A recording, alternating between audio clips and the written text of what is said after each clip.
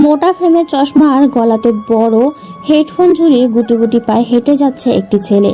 কোনো দিকে তার কোনো নজর নেই, কেবল ডান হাতে ধরা রসকসহীন অমিস্ট্রিট রসায়ন বইটি মেলে বিড়বিড় করে পড়তে পড়তে যাচ্ছে ছেলেটি। মাঝে মাঝে সামনে তাকিয়ে সে রাস্তা দেখে নিচ্ছে। ভার্সিটির সবাই ছেলেটার দিকে প্রতিদিনই হাঁ করে তাকিয়ে থাকে, কিন্তু ছেলেটি সেদিকে কোনো নজর নেই। তাকিয়ে থাকার পেছনে তার কারণও আছে, কারণ ছেলেটি ভার্সিটিতে এসেছে 10 দিন হলো, কিন্তু এখনো কোনো দিন কারোর সাথে কথা বলেনি। কেউ তাকে ক্লাস টিচারদের সাথে অন্য কোনো ব্যক্তির সাথে কথা বলতে দেখেনি। কেবল কথা বলা না, ছেলেটি সবসময় একা থাকে, কারোর দিকে তাকায় না, মেয়েদের দিকে তো মোটেও তাকায় না। তাই ভার্সিটির ছেলেদের থেকে মেয়েরাই ছেলেটির দিকে বেশি এলিয়েন দৃষ্টিতে দেখে। ছেলেটির নাম নিলয়। বেশ চুপচাপ থাকে। ক্লাস শুরু হওয়ার মাত্র 3 মিনিট আগে ক্লাসে প্রবেশ করে সে। একদম শেষ দিকের বেঞ্চে যে চুপচাপ বসে থাকবে, আবার ক্লাস শেষ হলে সবার শেষে বের হবে। যেদিন ক্লাস থাকে না সেদিন ক্যাম্পাসের বকুল আর কদম ফুলের গোড়ায় চতুর্থে বসে গিটার নিয়ে টুংটুং শব্দ করে গান গাইতে থাকে। এই রকম স্বভাবের কারণেই নিলয়কে সবাই এক নামে চিনে ফেলেছে। নিলয় বইটি পড়তে পড়তে এগিয়ে যাচ্ছে, হঠাৎ সে শুনতে পেল, এই বই পোকা, নীল টি শার্ট পরা মিস্টার নিলয়, এদিকে শোনেন। নিলয় ধপ করে দাঁড়িয়ে যায়। বাম পাশে তাকিয়ে দেখে 4 জন মেয়ে আর 3টে ছেলে বসে আছে, আর তাকে ডেকেছে তাদের মধ্যে কোনো এক মেয়ে। নিলয় গুটি গুটি পায়ে সেদিকে যায়। সেখানে যেয়ে একটি মেয়ে বলে, ওই ছেলে, সমস্যা কি তোমার? আমাকে না দেখে চলে যাও রোজ। নিলয় বোকা দৃষ্টিতে মেয়েটির দিকে তাকালো, তারপর অকরণীয় একটি হাসি দিয়ে চলে যেতে লাগলো। যখন সে পা বাড়ালো তখনই আরেকটি মেয়ে বলল, আরে আজব ছেলে তো মশাই, তুমি আমাদের না দেখেই এইভাবে চলে যাবে? জানো আমরা দিনে কটা করে ছেলেদের প্রপোজ পাই? দিনে কতগুলো ছেলে আমাদের দিকে হা হয়ে তাকিয়ে থাকে। কতগুলো ছেলে আমাদের পিছনে ঘুরে জানো তুমি? কটা ছেলে কেবল আমাদের সাথে কথা বলার জন্য সারাদিন পড়ে থাকে জানো তুমি? নিলয় আবারও মুচকি হাসলো। এবার মেয়েগুলো বেশ রাগী দৃষ্টিতে তাকালো নিলয়ের দিকে। সবাই বেশ বিরক্ত, কিন্তু ওরা যা বলেছে সবই সত্য। ভার্সিটির এরাই সবচাইতে বেশি সৌন্দর্যের অধিকারী। সব ছেলে মেয়ে এই কয়েকজনের কথা খুবই শোনে। ক্লাস কম করে এরা এখানে বসে আড্ডা দেয় আর র্যাগিং করতে থাকে ছেলে মেয়েদেরকে নিয়ে। নিলয় সবার দিকে একবার তাকিয়ে বলল, এরকম সাকচুনির সাথে আমি কথা বলি না। কি? নিলয় একটু জোরে হেঁটে ওদের থেকে দূরে চলে আসে। বেশ খানিকটা দূরে এসে সে দেখে মেয়েগুলো তখনও তার দিকেই তাকিয়ে আছে। মেয়েগুলো বেশ অবাক চোখে তাকায় নিলয়ের দিকে। নিলয় সোজা হয়ে কদম গাছের গোল চতুর্থে বসে। সেখান থেকে ভার্সিটির ক্যাম্পাসে লাগোয়া কাঠগোলাপ ফুলগুলো দেখতে থাকে। কি সুন্দর এই কাঠগোলাপগুলো, সাদা হলুদ গোলাপি রং মিশ্রিত এই ফুল। আমার খুব ইচ্ছে করে কেন ওর নাম কাঠগোলাপ হয়েছে। নানা দেশে তাকে নানাভাবে ডাকা হয়, কিন্তু বাংলাদেশে কত সহজভাবে ডাকে মানুষ তাকে। সেখান থেকে উঠে ক্লাসের দিকে এগোতে থাকে। হঠাৎ হুড়মুড় করে কে যেন এসে নিলয়কে ধাক্কা দেয়। নিলয়ের সাথে ধাক্কা লেগে ছেলেটি পড়ে যায় মাটিতে। তখনই ছেলেটা বলে, ভাইয়া আমাকে বাঁচাও প্লিজ, ওরা আমাকে মেরে ফেলবে।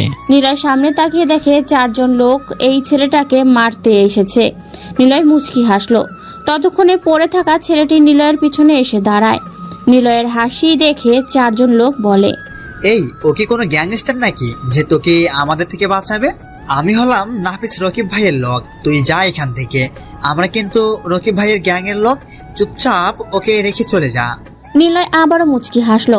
মুচকি হাসির পেছনে অবশ্য এবার একটি প্রবর্তনীয় কারণও আছে। কারণটা হলো এই রকির ভাই নিলয়কে বেশ ভালো করেই চেনে। এখানে আসার আগে রকি ভাইকে সে সব জানিয়েছে, কিন্তু রকি ভাই এটা জানে না যে নিলয় কেন এখানে এসেছে। নিলয় কিছুই বলল না, কেবল ডান পকেটে থাকা নোকিয়ার সিএম মোবাইলের একটি ফোন। পেছনে দাঁড়িয়ে থাকা ছেলেটি এই আধুনিক যুগে এমন ফোন মানুষ ব্যবহার করে দেখে একটু অবাক হলো। নিলয় হাতে রাখা ফোনের দিকে যেন টাইপ করলো কিছু সময় ধরে। তারপর নাফিজের ফোন বেজে উঠল। নাফিজ ফোন ধরতে বড় বড় চোখে নিলয়ের দিকে কিছুক্ষণ তাকিয়ে ফোনটা কেটে দেয়। তারপর চোখ নামিয়ে বলে, আজ রফিক ভাইয়ের জন্য বেঁচে গেল ছেলেটি, কিন্তু রফিক ভাই জানলো কি করে ওকে মারতে এসেছি? যা শালা তুই বেঁচে গেলি। নাফিস চলে আসার আগেই একবার নিলয়ের দিকে তাকায়। নিলয়ের গোল গোল ইনোসেন্ট চাহনি যেন অনেক কিছু বলে চলেছে। যখন নাফিস চলে আসবে তখনই নিলয় কড়া গলায় বলল, এসন, গ্যাং নিয়ে যে আছে সে গ্যাংস্টার, আর যে একা আছে সে হলো রকস্টার। কথাটি বলে নিলয় মুচকি হেসে চলে আসে তাদের থেকে। নাফিসদের লোক হাঁ হয়ে নিলয়ে চলে যাওয়ার দিকে তাকিয়ে থাকে। এতক্ষণে বুঝে গিয়েছে তারা রফিক ভাই কিভাবে জানলো। আসলে নিলয় ফোন বের করে রফিক ভাইকে ছোট্ট একটি মেসেজ দিয়েছিল। সেখানে লেখা ছিল, তোমার লোক নাফিস আমার সামনে ঝামেলা করছে। নিলয় পেছনে দাঁড়িয়ে থাকা ছেলেটির নাম শোভন। সে দৌড়ে নিলয়ের পাশে যায়। নিলয় একবার তার দিকে তাকায়, তারপর আবারও সামনে তাকিয়ে হাঁটতে লাগলো। ভাইয়া, তুমি কি রকস্টার? শোভনের কথা শুনে নিলয় থমকে দাঁড়ায়। নিলয় একটু বড় চোখেই ওর দিকে তাকিয়ে থাকে। এমন প্রশ্ন সে কেন করবে? সাদাসিধে মানুষ নিলয়, তাকে দেখে কি রকস্টার মনে হয়? নাম কি তোমার? জি ভাইয়া, শুভন। আমি সেকেন্ড ইয়ারে পড়ি, আইন বিভাগ। তুমি আমার সিনিয়র দেখেই বোঝা যাচ্ছে। আমি নতুন এসেছি ভাইয়া। বললে না তো তুমি কি রকস্টার? নিলয় আবারও চুপ হয়ে যায়। বেশি কথা বলার লোক তার পছন্দ না, কিন্তু নিলয় জানে যারা বেশি কথা বলে তারা অনেক ভালো মনের মানুষ হয়। নিলয় ওর দিকে তাকিয়ে বলল, আমাকে কি দেখে তোমার রকস্টার মনে হয়? তোমার চোখ, তোমার মুখের এক্সপ্রেশন, তোমার হাঁটা, তোমার চুল, তোমার ইডিয়েট কিছু কিছু একটা রহস্যময় মাঝে আটকে আছে। তুমি যখন ওদের বলেছিলে যে গ্যাং নিয়ে আসে, যে গ্যাংস্টার, কিন্তু যে একা আসে সে কেবল রকস্টার, তাই ভাবলাম যে তুমি কোনো রকস্টার কিনা। নিলয় মুচকি হাসলো। এই হাসির মাঝে কোনো কারণ নেই, তবে এটা ভেবে সে হাসছে যে ছেলেটা আসলেই আইনি ব্যাপারে ভালোই পারদর্শী। ঠিক তাকে চিনে ফেলতে যাচ্ছে। নিলয় প্রসঙ্গটি পাল্টে প্রশ্ন করলো, আমি আবির, অনার 4 ইয়ারে বাংলা বিভাগ। তা তোমাকে কেন ওরা মারছিল? আরে বলো না ভাইয়া, সে এক লম্বা ঘটনা। এই ভার্সিটির মেয়ে লিডার আছে না, ওই যে নিশি, ওর সাথে থাকে একটি মেয়ে নাম রাহি। তাকে না আমার খুব ভালো লাগে। তাকে একদিন বলেছিলাম, আমায় ভেবে পূর্ণিমার রাতে ছাদে এসে চাচ্ছ আকাশ দেখো, যদি খুব কি ক্ষতি হবে। ব্যাস, তারপর থেকে এই লোকেরা আমার পিছনে পড়ে আছে, কারণ মেয়েটা এই শহরের প্রভাবশালী এক নেতার মেয়ে। তাই নিলয় আর কিচ্ছু বলে না। হাঁটতে হাঁটতে শোভনের বিভাগের সামনে চলে আসে। যাও, ক্লাসে তোমার বিভাগ চলে এসেছে।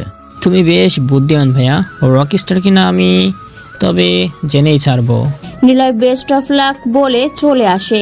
নিলয় ভাবতে থাকে, সে কি আসলেই রকস্টার? তাকে দেখে কি মাস্তান মনে হয়? কি জানি। ভার্সিটি ঢুকতেই নিলয় অনেকটা অবাক হয়ে চারদিকে দেখতে থাকে, কারণ ভার্সিটিতে আজ কয়েক সারি পুলিশ এসেছে। নিলয়ের বুকটা ধপ করে উঠল।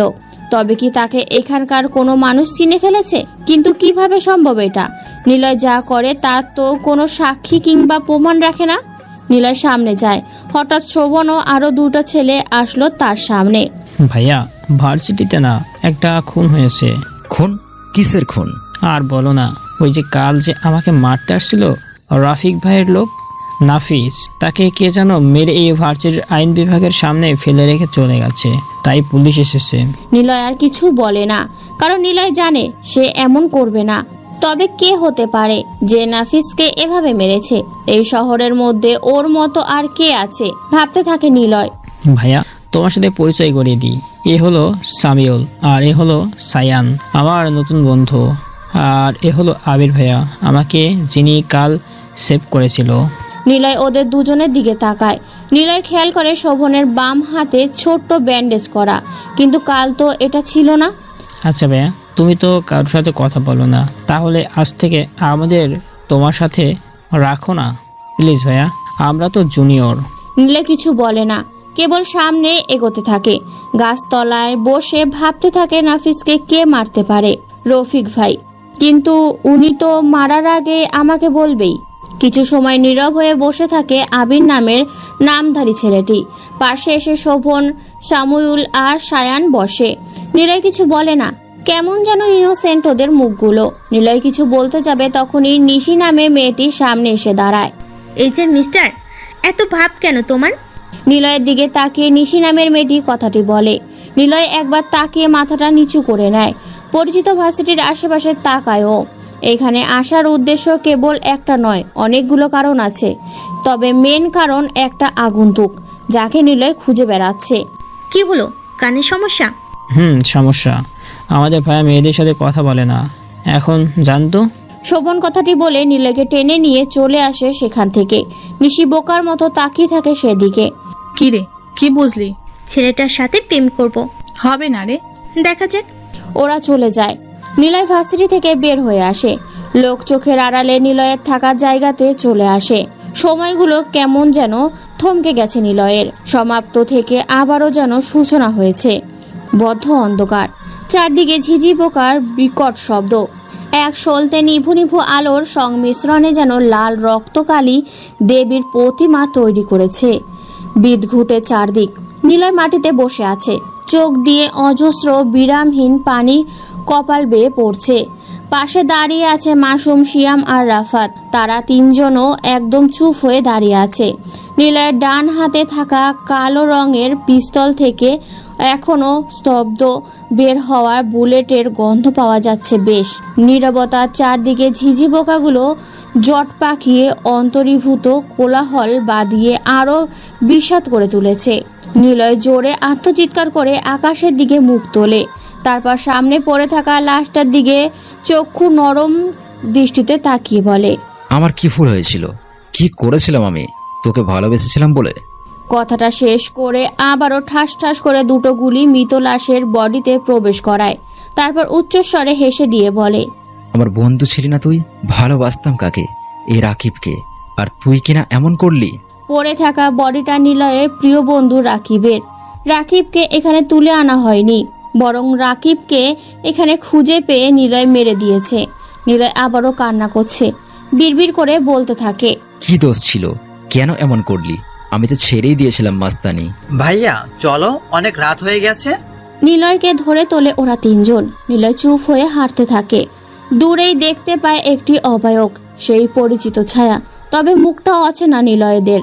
সেই আগন্তুক যার জন্য নিলয় ভার্সিটিতে এসেছে। নীলাদ্রিকে খুঁজতে সে ভার্সিটিতে আবারও গিয়েছে। কারণ ভাইয়া রাকিবকে কেন মারলে? রাফাতের প্রশ্ন শুনে নিলয় থেমে যায়। গাড়ির দরজা খুলতে যাব তখনই রাফাত প্রশ্নটি করে। নিলয় রাফাতের দিকে তাকিয়ে চোখের পানি কয়েক ফোঁটা ফেলে দেয়। তারপর দরজা খুলে বাইরের দিকে মুখ করে বসে সিগারেট জ্বালায়। রাকিবের মৃত বডিটা দূর থেকে এখনো দেখা যাচ্ছে। নিলয় সেই দিকে তাকিয়ে বলে, নিলয় বেঈমানদের কখনো বাঁচিয়ে রাখে না। নে এই দেখ।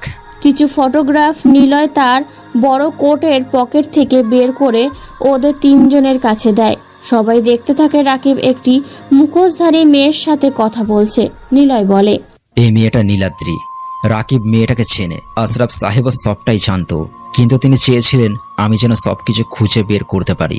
তিনি বেঁচে থাকলে হয়তো অনেক আগেই কাছের শত্রুদের মেরে ফেলতে পারতাম। নিলয় সিগারেটের শেষ করে। ফোনটা তখন বেজে ওঠে। স্ক্রিনের দিকে তাকিয়ে দেখে আফরিনের নাম্বার। নিলয় ফোন রিসিভ করে। ভাইয়া কাজ হয়ে গেছে? হুম। ওকে।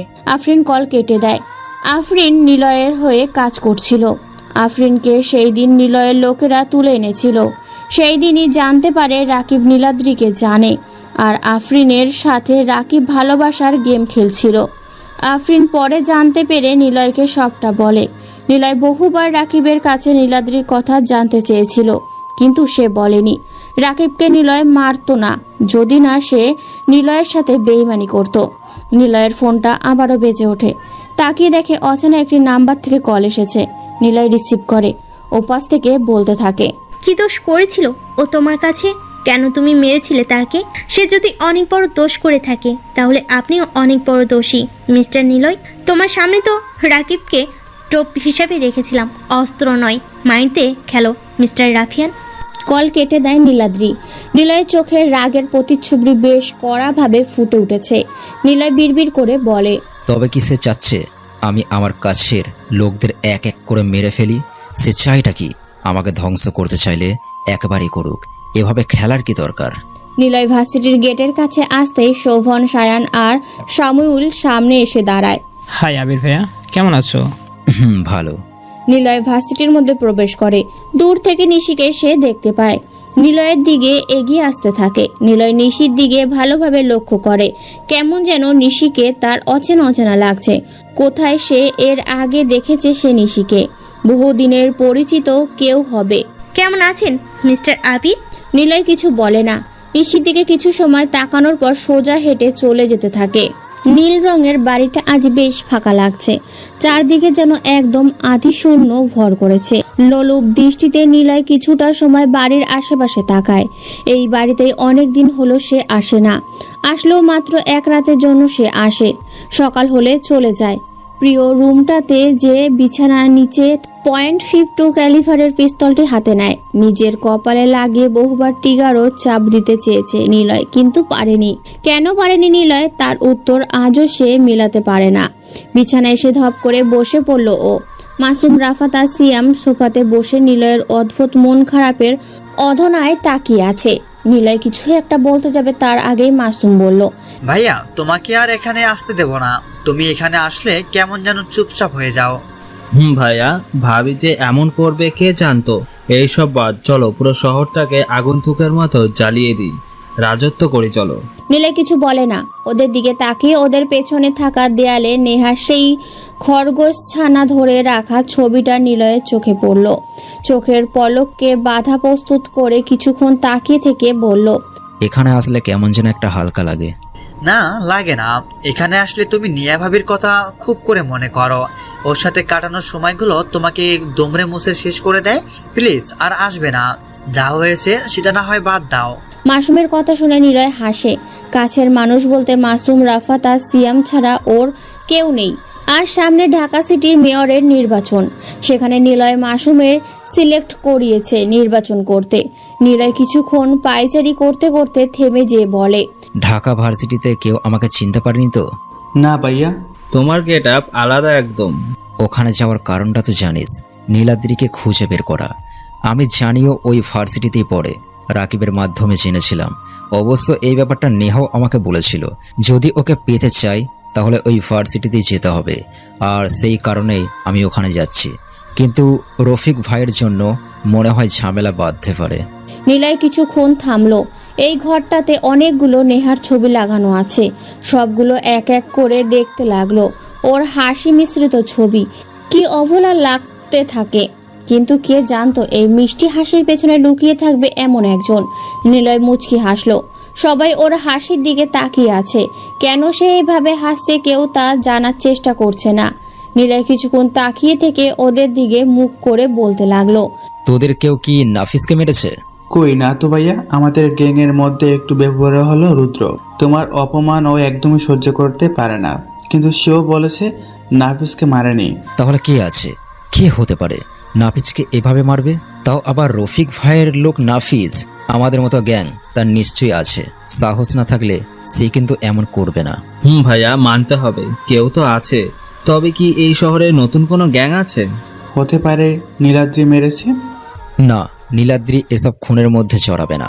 ও এমন একজন মাইন্ড গেমার, সে শত্রুদের সাথে খেলতে ভালোবাসে।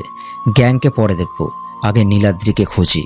প্রথম থেকে রহস্যগুলো খোলার চেষ্টা করি। প্রথমে আগন্তুক হিসাবে আরফিন আসে। কিন্তু এইসবের মূল আফরিল ছিল না, তাকে শুধু শুধু সন্দেহ করা হয়েছিল। আশরাফ সাহেব চলে যাওয়ার আগেই একটু ক্লু দেয়। নীলাদ্রি বলে, আমরা সেই নীলাদ্রিকে খুঁজে বেড়াচ্ছি। সেই নীলাদ্রিকে আমি নাকি বেশ ভালো করেই জানি, কিন্তু কে সে তাকে ঠিক সঠিকভাবে চিনে উঠতে পারছি না। আফরিনকে তুলে আনা হয়, সে প্রথম কিছুটা নীলাদ্রির ব্যাপার বলে।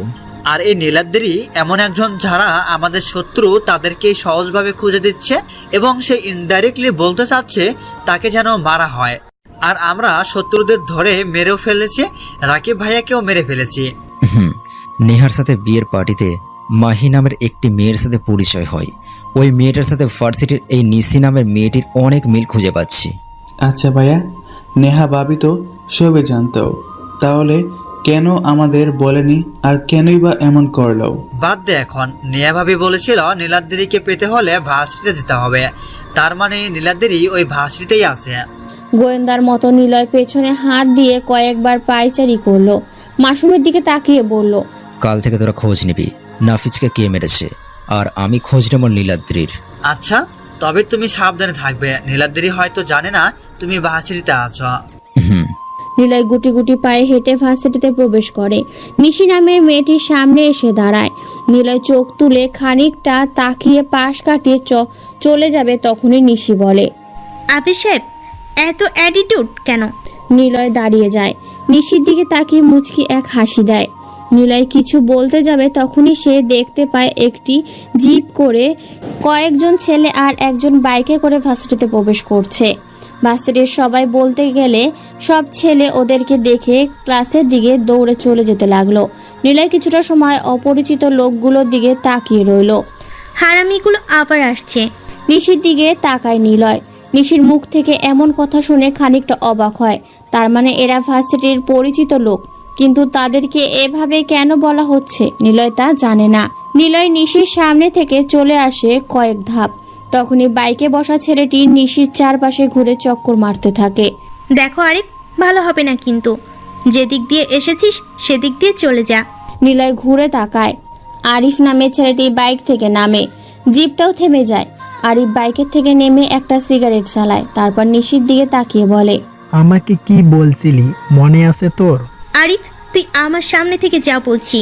আর নিশি সেম ক্লাসে, কিন্তু আরিফ হচ্ছে এই ঢাকা শহরের সবচাইতে পরিচিত একটি মুখ। কারণ আরিফ একসাথে রাজনীতি করে, আবার বেশ উচ্চপদস্থ মাস্তানও বটে। নিশিকে সে ভালোবাসতে চায়, কিন্তু নিশি তার কোনো সুযোগ দেয় না। এর কারণ আরিফ জামাকাপড়ের মতো মেয়ে বদল করে।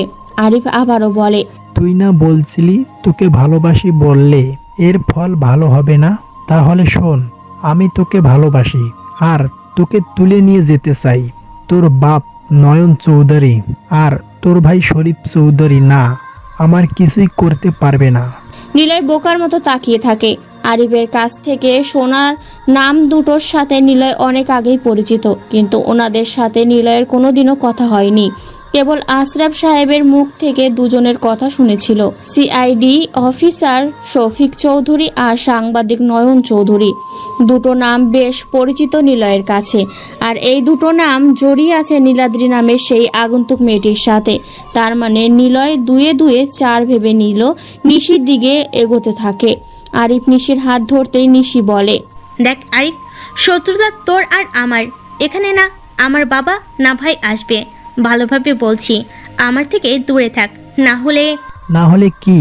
মেয়ে মানুষ এত দিমাগ নিয়ে চলা ঠিক না। না হলে তোকে কিন্তু তোর এই রূপের অহংকারের ফল পেতে হবে। আরিফ, হাত ছাড়। আরিফ নিশির হাত বেশ শক্ত করেই ধরে। নিলয় পাশে এসে দাঁড়ায়।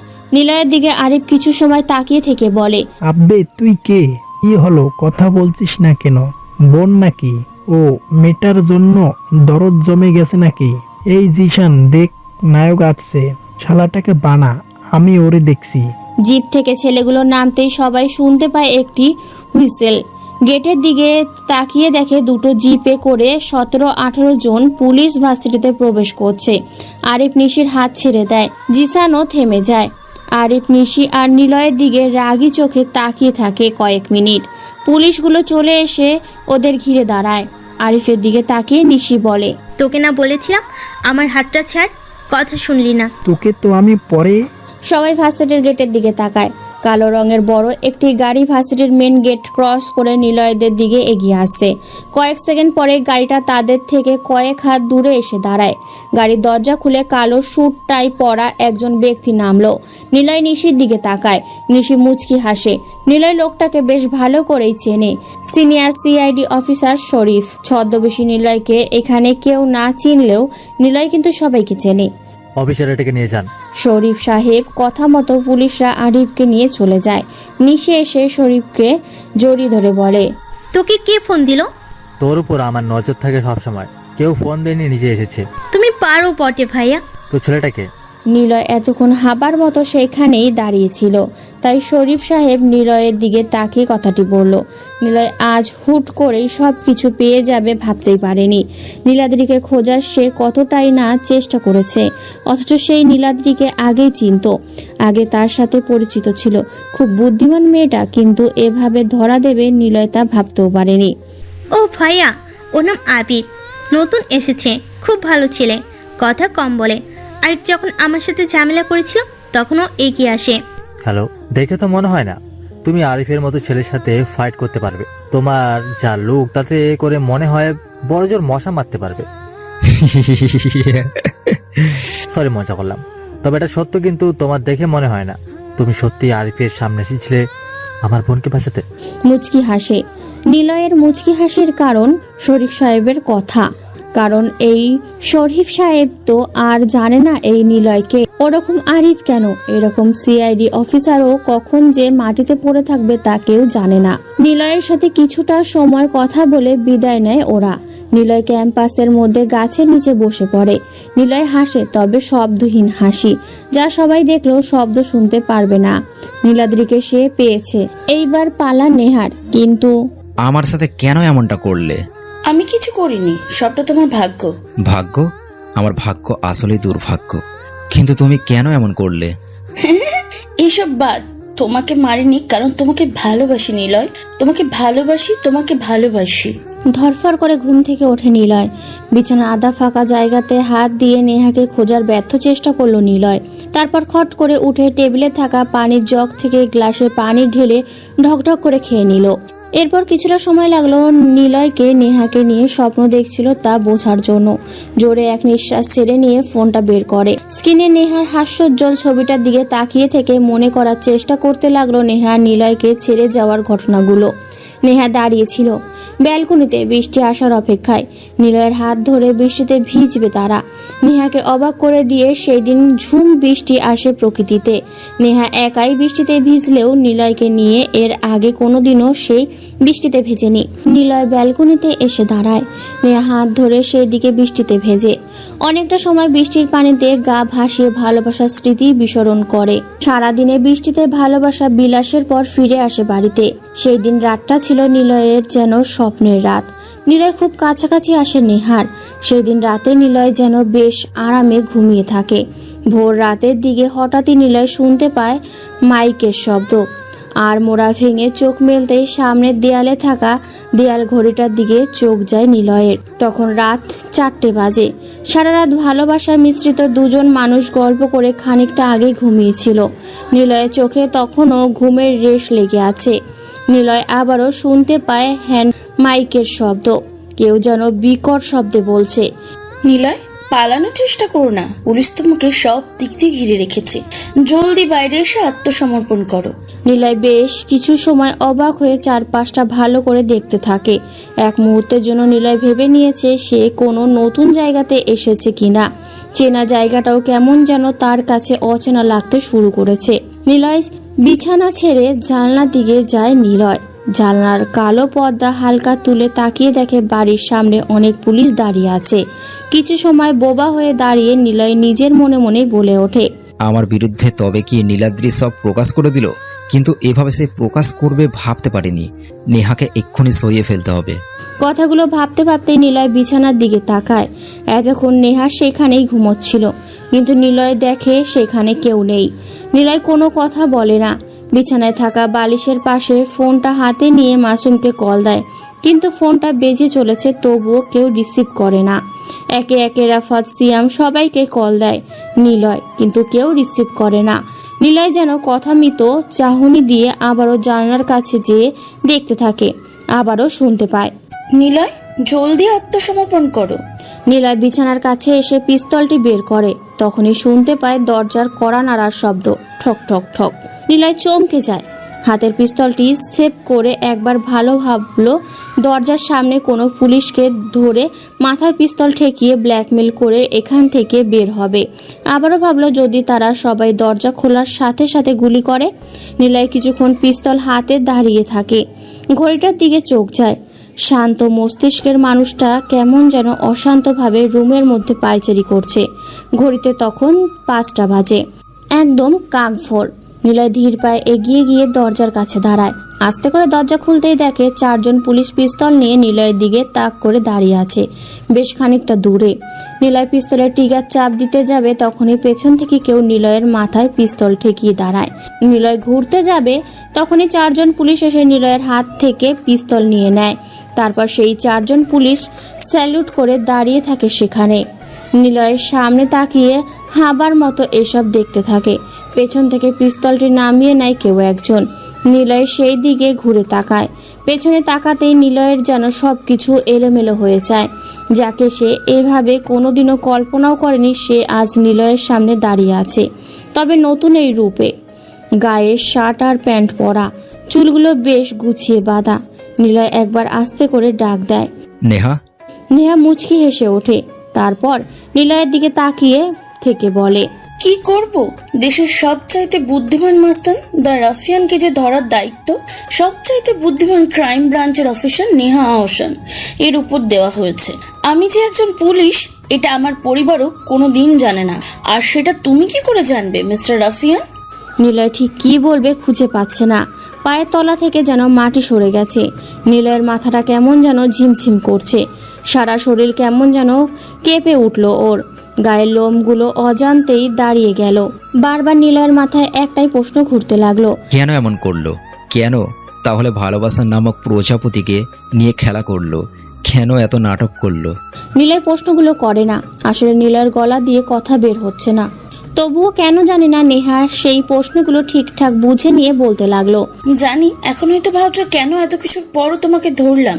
আসলে নীলাদ্রি তো হলো আমার ইনফরমার, আর ও তোমার এক সময়ের আত্মীয় ছিল। নেহা থামে। নিলয়ের চোখ বেয়ে কখন যে পানি গড়িয়ে পড়তে লাগলো নিলয় তার টের পায়নি। নিলয়ের পাশে 4 জন পুলিশ পিস্তল হাতে নিলয়ের দিকে তাক করে দাঁড়িয়ে আছে। নিলয় যেন আজ কেমন চুপসে গেছে, তবে পিস্তলের সামনে দাঁড়ানোর জন্য না। নেহার এমন রূপ দেখে নেহার দিকে নিলয় তাকায়। নেহা বলে, প্লিজ এখনই এত কান্না করার দরকার নেই। আর Niloy I mean the great ruffian কাটলে কেমন যেন বেমানান লাগছে। তোমার চোখের কান্না নয়, হিংস্রতা মানায়, যা তোমাকে খুন করার সময় দেখা যায়। অবাক হচ্ছ নিশ্চয়। নেহা হাসতে থাকে, শব্দহীন হাসি দিয়ে নিলয়ের দিকে তাকিয়ে থাকে। নিলয়ের মাঝে যেন সব ধরনের শূন্যতা এসে ভর করেছে। যাকে প্রচণ্ড বিশ্বাস করত নিলয়, সেই মেয়েটা আজ পুলিশ হয়ে সামনে দাঁড়িয়ে আছে। নিলয় কখনোই তা কল্পনা করেনি। নেহা আবারও বলে, আমি সবটা জানি, কেবল জানতাম না তোমার মাস্তানিতে আসার গল্পটা, জানতাম না তোমার মিমিকে মারার গল্পটা। তবে এটা জানতাম তোমার সাথে মিমি জড়িয়ে আছে, ও ছিল আমার জুনিয়র অফিসার। আচ্ছা থাক, একটু পরেই সব খুলে বলি। এখন তোমার সাথে একটু প্রেম করা যাক মিস্টার রাফিয়ান। নেহা কথাগুলো বলে আবারও হাসতে থাকে। এর পাটা যেন কেমন অস্থির হয়ে কাঁপতে থাকে। ভয়ে নয়, কেমন যেন গুজবাম হয়ে সবটা এলোমেলো হয়ে যাচ্ছে। নিলয় অনেক কিছু বলতে যেও কিছু বের হচ্ছে না মুখ থেকে। আকস্মিকতার অবাকতা নিলয়ের কথা যেন একদমই হারিয়ে গেছে। কেবল মনে মনে অনেক রকমের কথা সাজাতে থাকে নিলয়, কিন্তু উত্তেজনায় তার সবটা যেন বেখাপ্পা হয়ে যাচ্ছে বারবার। কেশর গচ্ছিত সিংহকে যেন লড়াইয়ের হারানোর পর সবাই মিলে জোর করে কেটে নেওয়া হয়েছে তার গর্ভের কেশর। সে না পারছে তার জাতির সাথে থাকতে, না পাচ্ছে একা হতে। নিলয়ের অবস্থাটাও ঠিক একই রকম। নেহার দিকে বিদঘুটে দৃষ্টিতে তাকায় নিলয়। যা কোনো দিন এমন করবে নিলয় তা ভাবেনি। কখনোই নেহার দিকে সে এভাবে তাকায়নি। নিলয়ের তাকানোর মাঝে ছিল ভালোবাসা আর মায়া, যা নেহার জন্য সর্বদাই উচ্ছ্বসীল। কিন্তু আজ নেহা হাসতে হাসতে বলে, ভিতরে আসো মিস্টার নীলয় সাহেব। নিলয়ের পা যেন চলে না। পেছন থেকে 4 জন পুলিশ নিলয়ের হাতে হ্যান্ডকাপ পরিয়ে দেয়। তারপর নেহাকে স্যালুট করে ওরা চলে যায়। নেহা বিছানার ওপরে থাকা নিলয়ের সিগারেটের প্যাকেট থেকে 2টো সিগারেট বের করে। নিলয় অবাক চোখে তাকিয়ে থাকে সেদিকে। নেহা একটা সিগারেট জ্বালায়। নিলয় হাঁ হয়ে নেহার দিকে তাকিয়ে আছে। যে মেয়ে দুধ খেতে চাইতো না, আজ সেই মেয়ে নিজে সিগারেট জ্বালিয়ে নিজের ঠোঁটে রেখে টানতে ব্যস্ত। নেহা আর একটা সিগারেট জ্বালিয়ে নিলয়ের দিকে বাড়িয়ে বলে, এই নাও খাও, তুমি তো সিগারেট খাও, নাও এটা। উফ, তোমার তো হাত খোলাই নেই। যাকে আমি খাই আর তুমি গল্প শোনো। নেহার মুখের হাসিটা নিলয় আর এক মুহূর্ত সহ্য করতে পারছে না। আজ যেন নিলয়ের সব শক্তি নেহা নামে মেয়েটি কেড়ে নিয়েছে। নেহা আবারও বলে, প্রায় রাতেই দেখতাম তোমাকে কালো কোট পরে বাইরে যেতে। তোমার কাছে থাকতো পিস্তল, আর আমি তখনই নীলাদ্রিকে বলতাম খোঁজ নিতে। সেই বলতো তুমি কখন কাকে কিভাবে মার্ডার করতে। যখন তুমি বাড়িতে আসতে তখনও জেগে থাকতাম আমি। তোমার প্রতিটা পদক্ষেপ আমার চেনা। তুমি লুকিয়ে পিস্তল রাখতে পারো, আর আমি কেন পারবো না পরিচয় লুকিয়ে রাখতে? তোমার বাড়িতে বসেই সব কিছু জানতাম আমি। তোমার ব্যাপারের উপর লেভেলে যেভাবে আমাকে বলা হয়েছিল, তোমাকে দেখার পর মনে হয়েছিল আসলে তুমি ঠিক ওরকম না, ভয়ঙ্কর একজন মানুষ হিসাবে তোমাকে জানতাম, কিন্তু তোমাকে দেখে প্রথমেই ভেবেছিলাম you are a chocolate boy, but তুমি সেরকম নও। তোমাকে অনেক পুলিশ আগেই ধরতো, কিন্তু তোমাকে প্রমাণের অভাবে ধরতে পারতো না। তবে আজ প্রমাণ আছে, সাক্ষী আছে। জানো সে কে? সে হলো নীলাদ্রি। তোমার ক্রাইমের সব প্রমাণ ওর কাছে আছে, আর ও আজই আমাকে সব দেবে। তাই আর দেরি করলাম না, তোমাকে ধরেই নিলাম। নিলয় হাসলো। চারপাশের সকালের আলো উদয়মান হয়ে নিজের অস্তিত্ব জানান দিচ্ছে। নিলয়ের হাসির দিকে নেহাত তাকিয়ে একটু অবাক হয়। এমন অবস্থায় কেউ হাসতে পারে নেহাত তা জানা ছিল না। নিলয় বলে, আমাকে মেরে ফেলো, কেন? আমি বেঈমানদের বাঁচিয়ে রাখি না। আগে তুমি বের হও। বের তো হবই, তার আগে জানতে চাই সবটুকু কেন এমন করলে। নেহা উঠে পায়চারি করে কয়েকবার। নিলয়ের সাথে তার পরিচয়ের বেশ কয়েকদিনে, কিন্তু নিলয়ের এই হাসির সাথে নেহা একদমই পরিচিত নয়। নেহা এই কয়েকদিনে জেনে নিয়েছে নিলয় কারণ ছাড়া হাসে না, তাই নিজেকেই সংযত রেখে পকেট থেকে ফোন বের করে নীলাদ্রিকে কল দেয়। নীলাদ্রির সাথে কথা বলে কনফার্ম হয়ে নেয়। তারপর শান্তভাবে বসে নেহা বলে, সবটাই বলবো তোমাকে, তোমার সাথে তো কথাও হবে না, তাই সবকিছু গোপন রেখে কি লাভ? তাহলে বলেই ফেলি। অবশ্য স্যারকে বলেছিলাম তোমাকে দুপুরে নিয়ে যাব, হাতে অনেকটা সময় আছে, কিছুক্ষণ না হয় তোমার সাথে গল্প করে কাটিয়ে দিই। শোনো তাহলে। নেহার দিকে তাকিয়ে থাকে নিলয়, তার ভালোবাসা নামক অধরা দৃষ্টিতে। নিলয় চাইলেও নেহাকে এখন ঘৃণার দৃষ্টিতে দেখতে পাচ্ছে না, কিন্তু সামনে বসে থাকা মিষ্টি চেহারার মেয়েটি নিলয়ের দিকে দিব্য তাকিয়ে আছে রাগী দৃষ্টিতে। নেহা বলে, লাবিদ হাসান হচ্ছে ক্রাইম ব্রাঞ্চের প্রধান অফিসার। যখন লাস্ট সেমিস্টারে আসি তখন খুব বেপরোয়াভাবে চলাফেরা করতাম। একদিন সন্ধ্যা রাতে হবে, আমি আর মিমি দুজনে নিজের ঘরে ফিরছিলাম। যখন বিশ্ববিদ্যালয়ের মেন রাস্তা ক্রস করে কিছুটা ফাঁকা রাস্তায় আসি, তখন কারো চিৎকার শুনতে পাই। গুড়ি গুড়ি বৃষ্টি হচ্ছিল, তাই মানুষ খুব একটা ছিল না বললেই চলে। যখন সেই চিৎকারের রহস্য উদ্ঘাটন করতে যায়, তখন সেখানে যেয়ে দেখি ময়লা জায়গায় ট্রেনে কেউ পড়ে আছে। আমি আর মিমি খানিকটা অবাক হই। লোকটা বারবার মৃদু চিৎকার করে বলছিল, কেউ আছেন, আমাকে একটু সাহায্য করুন। লোকটাকে কোনো দিন দেখিনি, আমরা চিনিও না। গায়ে ছিল পুলিশের পোশাক, তাই প্রথমে মনে করে নিয়েছিলাম পুলিশের ঝামেলাতে জড়ানো কোনো দরকার নেই, কিন্তু লোকটার আত্মচিৎকার আমাকে কেমন ভাবিয়ে তোলে। ওনাকে ধরে নিয়ে হসপিটালে নিয়ে যায়। এরপর ধীরে ধীরে লোকটি সুস্থ হয়। প্রতিদিন একবার করে লোকটাকে দেখতে যেতাম। পরে নাম জানতে পারি লাবিদ হাসান, ক্রাইম ব্রাঞ্চের প্রধান উপদেষ্টা। তারপর জানতে পারি এভাবে রাস্তায় পড়ে থাকার কারণটা। জানতে চাও নীলা, তিনি কেন গুলি খেয়ে পড়েছিলেন? নেহা থেমে যায়। নিলয় বোকা চাহনি দিয়ে নেহার দিকে তাকিয়ে আছে। নিলয় জানে পরের গল্পটা, কারণ নাবিদকে নিলয়ের লোকগুলোই গুলি করেছিল। তার কারণ ছোট নয়, নাদিব হাসান নতুন জয়েন করেছিল ঢাকাতে, আর এসে সব রকম ঝামেলা শুরু করে দেয়। প্রথমে লাবিদ নিলয়ের গ্যাংয়ের সাথে ঝামেলাতে জড়িয়ে পড়ে।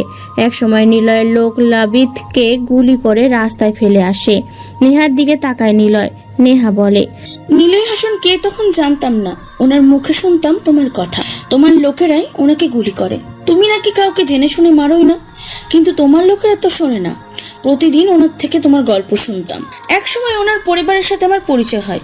বলতে গেলে ক্লাসের নাম করে আমি ওনাদের বাড়িতেই কাটাতাম সবসময়। উনি আমাকে মা বলেই ডাকতেন। একদিন উনি বেশ খুশি হয়ে এসে আমাকে বলে, নীলয়কে ধরা পুরো বাংলাদেশের পুলিশের কাজ নয়, কারণ সে খুব চালাক আর চতুর, খুব ভয়ঙ্কর। আমাদের আগে সে 2 লাইন বেশি ভেবে পথ চলে। ওর সাথে মাইন্ড গেম খেলা দরকার। তাই আমিও আমার টিম সিদ্ধান্ত নিয়েছি, তুমি আর মিমি ক্রাইম ব্রাঞ্চে চোখ দাও। তোমাদের নীলয়কে ধরার মিশনে পাঠানো হবে। আর কেন হবে তা বলছি, কারণ নীলয় কখনো মেয়েদের সাথে খারাপ ব্যবহার করে না, আর মেয়েদের উপরে রাগও দেখায় না। আর জানোই তো, নারীর কাছে সব পুরুষই বন্দি। সো প্লিজ নেহা, আমার কথাটা শোনো, সবটা তোমাকে বুঝিয়ে বলা হবে। নীলয় একটা আতঙ্ক। ও সবসময় উচ্চ শ্রেণীর লোকেদের ধরে নিয়ে মেরে দেয়। জানি সেই সব লোকেদের সাথে নিলয় এমনি এমনি শত্রুতা করে না। সেই লোকগুলো ধোয়া তুলসী পাতা না, কিন্তু তবুও ওপর থেকে চাপ আসছে। না তো নিলয়কে আমরা কোনোদিন ক্রাইম স্পটে দেখেছি, না কাউকে নিজেও মারছে, না কেউ তাকে মারতে দেখেছে। যা দেখেছে সে হয় কথা বলতে পারার অবস্থায় নেই, আর না সে দুনিয়াতেই নেই। তাই প্লিজ তোমরা আমার কথা শোনো। তোমাদের দিয়ে সবটা হবে। ওনার কথা শুনে আমি আর মিমি অবাক হই। তারপর বহু রিকোয়েস্টের পর আমরা দুজন জয়েন করি। মিমিকে প্রথম তোমাকে ধরার জন্য পাঠানো হয়, আর আমাকে তখন নিয়োগ দেওয়া হয় তোমার উপরে একটি থিসিস তৈরি। আর সেই সময় থেকে নীলাদ্রিকে আমি তোমার পিছনে লাগিয়ে দিই। সব কিছু ঠিকঠাক চলছিল। মজার ব্যাপার কি জানো, আমাকে শুধুমাত্র তোমাকে ধরার জন্যই রাখা হয়। সব ঠিকঠাক চলছিল, কিন্তু মিমি ভুলটা করে বসে তোমার সামনে চটজলদি নিজেকে পরিচয় দিয়ে। খুব কাঁচা ছিল মেয়েটা, আর সে কি করলো, তোমাকে ধরার বদলে তোমাকে মেরেই ফেলছিল প্রায়। আর তার উপর তোমার আহত ও নিহত বডি তখন খুঁজে পাচ্ছিলাম না। এই কারণে আমরা কয়েকদিন খুব সাবধানে থাকি। এরপর তুমি আবার ফিরে এলে, তারপর মিমিকে মারলে। আমরা আরো সাবধান হয়ে যাই, আর তোমাকে ধরার কোনো প্ল্যানই কাজে আসছিল না। একসময় জানতে পারি আমার আব্বুর সাথে তোমার বেশ সখ্যতা। ব্যাস, প্ল্যান পেয়েও গেলাম, কেবল সঠিক সময় আসছিল না। একদিন কাকতালীয় ভাবে সেই সময়টা চলে আসে। বাড়ি থেকে বের হতেই তুমি নিজেই আমাকে তুলে নিয়ে এলে। তুমি আমাকে গাড়িতে তুলে আনছিলে ঠিক, আর তোমার গাড়ির পিছনে পুলিশের গাড়িও ছিল, এটাও সত্য। তোমার প্রতিটা পদক্ষেপ আমি জানতাম। ধীরে ধীরে তোমার সাথে একদম সাধারণভাবে মিশে যাই। কেবল অপেক্ষাতে ছিলাম তোমার ব্যাপারে পুরো প্রমাণ কবে আমার হাতে আসবে। ব্যাস, সেটা আজই পেয়ে যাব, তাই তোমাকে ধরে নিতে হলো। নিলয় কোনো কথা বলে না, কেবল নির্বিকার দৃষ্টিতে তাকিয়ে রইল নেহার দিকে। নিলয় নিজেও জানে না কিভাবে তাকে ধরা হবে, আর কবেই বা টপ মাস্তানির খাতায় নিলয়ের নাম সবার আগে উঠে থাকবে কে জানতো। কিন্তু নেহাকে এভাবে সে কখনোই কল্পনাও করেনি। নেহার দিকে তাকিয়ে নিলয় বলে, খুব ভালো মিস নেহা আহসান, আমি আবার বলছি, আমাকে মেরে ফেলো এক্ষুনি, না হলে আমি বেঁচে থাকলে সব কিছু শেষ করে দিতে পারি। এটা তুমি ভালো করেই জানো। আমাকেও শেষ করে দেবে? নিলয় কোনো কথা বলে না, নেহার দিকে তাকিয়ে চোখ নামিয়ে নেয়। নেহা নিলয়ের দিকে তাকিয়ে থাকে। নেহা বলে, তুমি পারবে না আমাকে শেষ করতে, কারণ তুমি আমাকে ভালোবাসো। নিলয়, তোমাকে একটা রিকোয়েস্ট করি, প্লিজ এবার সবকিছু ছেড়ে দাও, এই জীবন থেকে বেরিয়ে আসো। চলো না আমরা একসাথে বাঁচি। আমি তোমাকে সত্যি ভালোবাসি নিলয়। হয়তো ভাবছো এত কিছুর পরও তোমাকে ভালোবাসি কথাটা বলছি কিভাবে। আসলে নিলয়, আমি মিস্টার রাফিয়ানকে নয়, একদম সাধারণ একটা ছেলে মিস্টার নিলয়কে ভালোবাসি। এটা হয়তো ভাবছো তোমাকে না ধরে অন্যভাবে তোমার এই পথ থেকে বের করা কি যেত না? তা যেত, কিন্তু আমি যে দায়িত্ব বাঁধা। তুমি যেদিনই নিজেই বলেছিলে সবকিছু ছেড়ে দিয়ে নতুন ভাবে বাঁচবো, সেদিনে আমার থেকে খুশি কেউ হয়নি। ভেবেই নিয়েছিলাম তোমার সাথে বাকি সময় থাকার জন্য আমি এই দায়িত্ব থেকে বের হয়ে আসবো, কিন্তু তুমি কি করলা, আবার শুরু করলা। তোমাকে নিয়ে পারছি না নিলয়, তোমাকে বড্ড ভালোবাসি আমি, নিজের থেকেও। প্লিজ তুমি ফিরে এসো। কথা দিচ্ছি আমি আয়নের সহায়তায় তোমাকে বের করে আনবো, একসাথে বাঁচবো, তোমাকে ভালোবেসে সব সময় থাকতে চাই। নিলয় কোনো কথা বলে না। কান্না মিশ্রিত নেহার দিকে নিলয় বেশ খানিকটা সময় ধরে তাকিয়ে আছে। হয়তো নিলয় দেখতে চাইছে কত রকম ভাবে মেয়েরা তাদের রূপ বদলায়। নিলয় কোনো কথা না বলে উচ্চস্বরে হেসে ওঠে। নেহা নিলয়ের হাসির দিকে তাকিয়ে থাকে এক দৃষ্টিতে। নেহা ঠিক বুঝে নিচ্ছে নিলয় আর তাকে বিশ্বাস করবে না, কিন্তু কি করবে সেও তো একটা দায়িত্বে বাঁধা, আর নিলয়কে ভালোবাসে, সে সব কিছু করতে পারবে। এটাই কি নিলয় বুঝতে পারছে না? নিলয় হাসি থামিয়ে বলে, একটা সিগারেট হবে? দেখো নিলয়, পাগলামো করো না, আমি তোমাকে জানি, চিনি। বড় রকমের সিচুয়েশনে এই তুমি মাথা একদমই ঠান্ডা রাখো।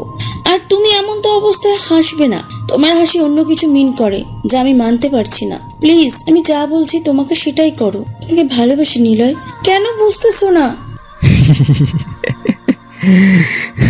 ভালোবাসা? এই নিলয় ভালোবাসাকে আর নিতে পারবে না। আমি আবার বলছি, আমাকে এক্ষুনি এখানে মেরে ফেলো, না হলে কি? হ্যাঁ, খুব অ্যাটিটিউড তোমার। হ্যাঁ, যা ভাবো তাই করো, কারোর কথা শোনো না। কি ভাবো কি নিজেকে? কি সমস্যা কি তোমার? তোমার মাথায় কি কোনো সমস্যা আছে, নাকি পাগল আছো তুমি? ওকে যাও, চলে যাও, না হলে মেরে ফেলো, আমি তোমায় হাত করা খুলে দিচ্ছি। নেহা উত্তেজিত হয়ে সব কথা বলে, এমনকি নিলয়ের হাত করাও খুলে দেয়।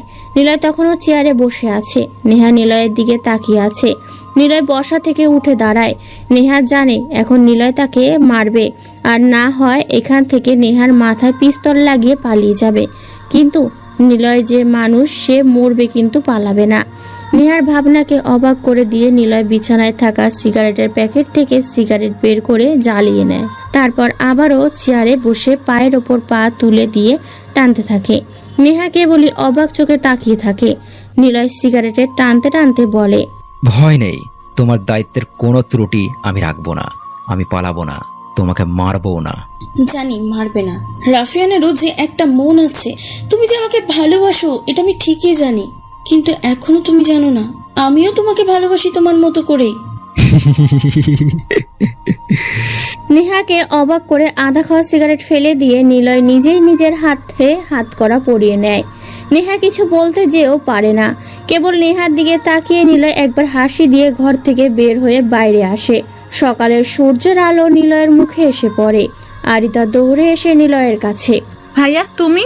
ভালোভাবে পড়াশোনা করবি, মা বাবাকে দেখে রাখিস, আর এসব কিছু যেন নানু নানি কেউ জানে না। আর চিন্তা করিস না, আমি আসবো আবার।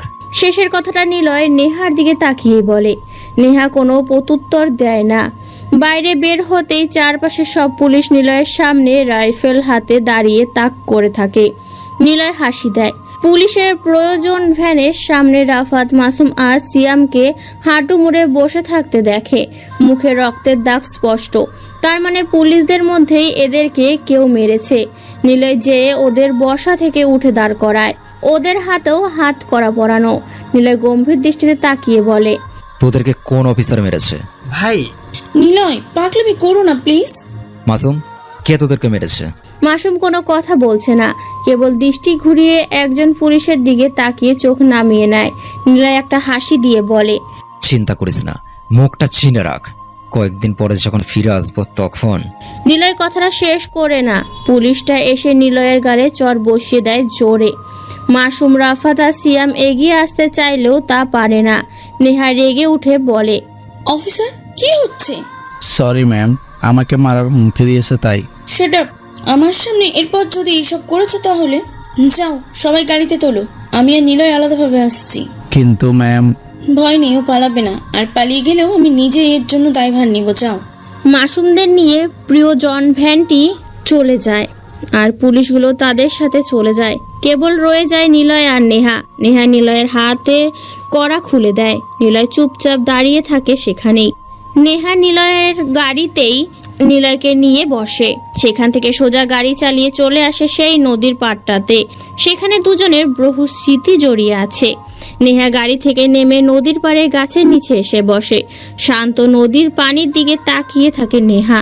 নেহার চোখ বেয়ে পানি যেন সেই নদীর পানিতে মিশে যাচ্ছে। নেহা না পারছে নিলয়কে এভাবে দেখতে, না পারছে দায়িত্বের সাথে বেইমানি করতে। যেখানে ভালোবাসা হয়ে গেছে এখন বিষের মতো। নিলয় ধীর পায়ে এগিয়ে আসে নেহার কাছে। কিছুটা দূরত্ব রেখে বসে নিলয়। নেহার পাশে তাকায়। এমন দূরত্ব নেহা কখনোই কল্পনাও করেনি। নিলয় নদীর পানির দিকে তাকিয়ে বলে, তোমার মাঝে আজ যে গ্যাপটা দেখছো সেটা হচ্ছে অভিমান। অর্থাৎ মানুষ যখন প্রিয় মানুষটার সাথে অভিমান করে তখন তার সাথে 3 হাত গ্যাপের মতো ভালোবাসা দূরে সরে যায়। কারণ এই অভিমান আর ভালোবাসা দুটোর কাছে টানে, আর কাছে টানার জন্য একটু গ্যাপ তো রাখাই যায়। নীলা আর কিছু বলে না, সোজা গাড়িতে যেয়ে বসে। নিজেই ড্রাইভিং সিটে বসে নেহাকে ডাক দেয়। নেহা পুরো বোকার মতো চাহনি নিয়ে নিলয়ের দিকে তাকিয়ে থাকে। নিলয় কি বলল? নেহা তার আগামাথা কিছুই বুঝতে পারছে না। কেবল বারবার নিলয়ের কথাগুলোই নেহা ভাবছে। এখনো কি বলল? নেহা অস্থির মস্তিষ্ক এখন নিলয়ের টেরা ব্যাখা কথাগুলো বোঝার চেষ্টা করলো, কিন্তু নেহা কিছুই বুঝে উঠতে পারছে না। নেহা গাড়িতে যেয়ে বসে। নিলয় নিজে ড্রাইভ করে গাড়ি চালাতে থাকে। কিছু সময় পর ক্রাইম ব্রাঞ্চের বড় অফিসের সামনে গাড়িটা এসে থামে। নিলয় গাড়ি থেকে নামতেই অনেকগুলো পুলিশ নিলয়ের চারপাশটা ঘিরে ধরে, রাইফেল হাতে। নিলয় মুচকি হাসি দেয়। নেহা গাড়ি থেকে নেমে বলে, অফিসার্স, এসবের কোনো দরকার নেই, ও কিছুই করবে না। নিলয় সোজা অফিসের মধ্যে প্রবেশ করে। পেছনে নেহা। পুলিশ কর্মকর্তারা হয়তো এটা একদমই আশা করেনি। তারা সবাই ভেবেই রেখেছে নেহা আগে আসবে নিলয়ের হাতে হ্যান্ডকাপ পরিয়ে, কিন্তু এসব তারা দেখছে উল্টো। নিলয় আগে অফিসে প্রবেশ করে, তার পেছনে নেহা এবং নিলয়ের হাতে কোনো হাত করা নেই। কেমন যেন পুরো পুলিশ টিমই অবাক চোখে তাকাচ্ছে দুটো মানুষের দিকে। নিলয় সোজা লাবিদ সাহেবের সামনে চেয়ারে যেয়ে বসে। নিলয় হাসি মুখে তাকায় লাবিদ সাহেবের দিকে। লাবিদ সাহেব নিলয়ের চাহনি বোঝার চেষ্টা করলো, কিন্তু ব্যর্থ হয় তিনি। নেহার দিকে তাকিয়ে লাবিদ সাহেব বলে, নেহা, প্রমাণগুলো দাও। লাবিদ সাহেব নেহাকে একটা ঝাড়ি দেয়। নেহা ঘোরের মধ্যে থেকে বেরিয়ে আমতা আমতা করতে করতে নীলাদ্রিকে ফোন করে, কিন্তু নীলাদ্রি ফোনের কল যায় না। অনেকবার চেষ্টা করার পরও নীলাদ্রির ফোনে কল দেওয়ার সম্ভব হয় না। স্যার, প্রমাণ তো সব নীলাদ্রির কাছে। মানে? অ্যাকচুয়ালি স্যার, ও বলেছে এক্ষুনি আমার কাছে সব পাঠিয়ে দেবে। ও শিট, তুমি কি পাগল নাকি? নীলাদ্রিকে যদি না পাওয়া যায়? জানি না স্যার, কিন্তু ও তো কখনোই এমন করবে না। Shut up. কামাল সাহেব, আপনি এখনই যেখান থেকে পারেন নীলাদ্রিকে খুঁজে আনুন। ক্রাইম ব্রাঞ্চের অফিসার এখন বেশ উত্তেজনা ভর করছে। চারদিকে পুলিশ ছোটাছুটি করছে। নিলয় কেবল চেয়ারে বসে সবকিছু দেখছে। নিলয় কেবল কিছু সময় পর পর মুচকি হাসছে লাবিব সাহেব আর নেহার কথা শুনে। সময়গুলো দেখতে দেখতে কেটে যায়। সকাল থেকে দুপুর, দুপুর গড়িয়ে বিকেল, বিকেল পার হয়ে সন্ধ্যা নেমে এসেছে। পুরো ঢাকা সিটি তন্ন তন্ন করে খুঁজে ফেলা হয়েছে নীলাদ্রি চৌধুরীকে, কিন্তু কোথায় সে? তাকে খুঁজে পাওয়া যাচ্ছে না। লাবিব সাহেব হতাশ হয়ে চেয়ারে বসে আছেন। এতক্ষণ অবধি নিলয় কোনো কথা বলেনি। উত্তেজনার বশে অফিস থেকে সবাই চলে গেলেও নিলয় তখনও অফিসে বসেছিল। একটা সময় সন্ধ্যার কালো রং সব দিক ছেয়ে নিল। লাবিদ সাহেব নেহাকে বলে, ফুল প্রুফ প্ল্যানটা এভাবে শেষ হবে ভাবতে পারিনি। তোমার জন্যই হয়েছে। ধ্যাত। সরি স্যার, আমারই ভুল ছিল। কোনো কথা নয়, এখন ওকে কিভাবে চালান করব? স্যার, আমরা তো জানি ও সব কিছু করেছে। শ্যাট আপ নেহা, কোনো কথা বলো না তুমি। আমার সামনে থেকে যাও। প্রমাণ ছাড়া নিলয়কে আদালতে পেশ করলে কি হবে বুঝতে পারছো? দেশের সবাই জানে সে রাফিয়ান লিডার, কিন্তু আমি কি দেখেছি তাকে মারতে, বা দেশের জনগণ দেখেছে ওর ক্রাইম করতে? চলে যাও সামনে থেকে। নেহা কিছু না বলে চলে আসে সেখান থেকে। নেহা মনে মনে খুশি হলেও নিলয়ের কথা ভেবে কেমন যেন হয়ে যাচ্ছে। এদিকে নিলয় লাবিদ সাহেবের সামনে বসে আছে। লাবিদ সাহেব বলে, আজ তুমি বেঁচে গেলে নিলয়, পরে আর সুযোগই পাবে না। আমি মিস্টার লাবিদ সাহেব, আর আমার ভাইদেরও ছেড়ে দিন। আর একটা কথা, আমি না চাইলে কখনোই আর আমাকে ধরার সুযোগ পাবেন না।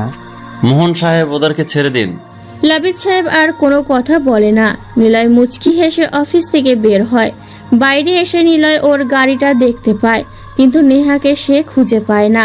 চারপাশে তাকায় কয়েকবার, কিন্তু নেহাকে নিলয় কোথাও দেখতে পায় না। তবে নিলয় এটা ভেবেই পাচ্ছে না কেন নীলাদ্রি এমন করবে, কি রহস্য থাকতে পারে। তারপর ভাইয়া ওঠো। নিলয় ধরফর করে ওঠে।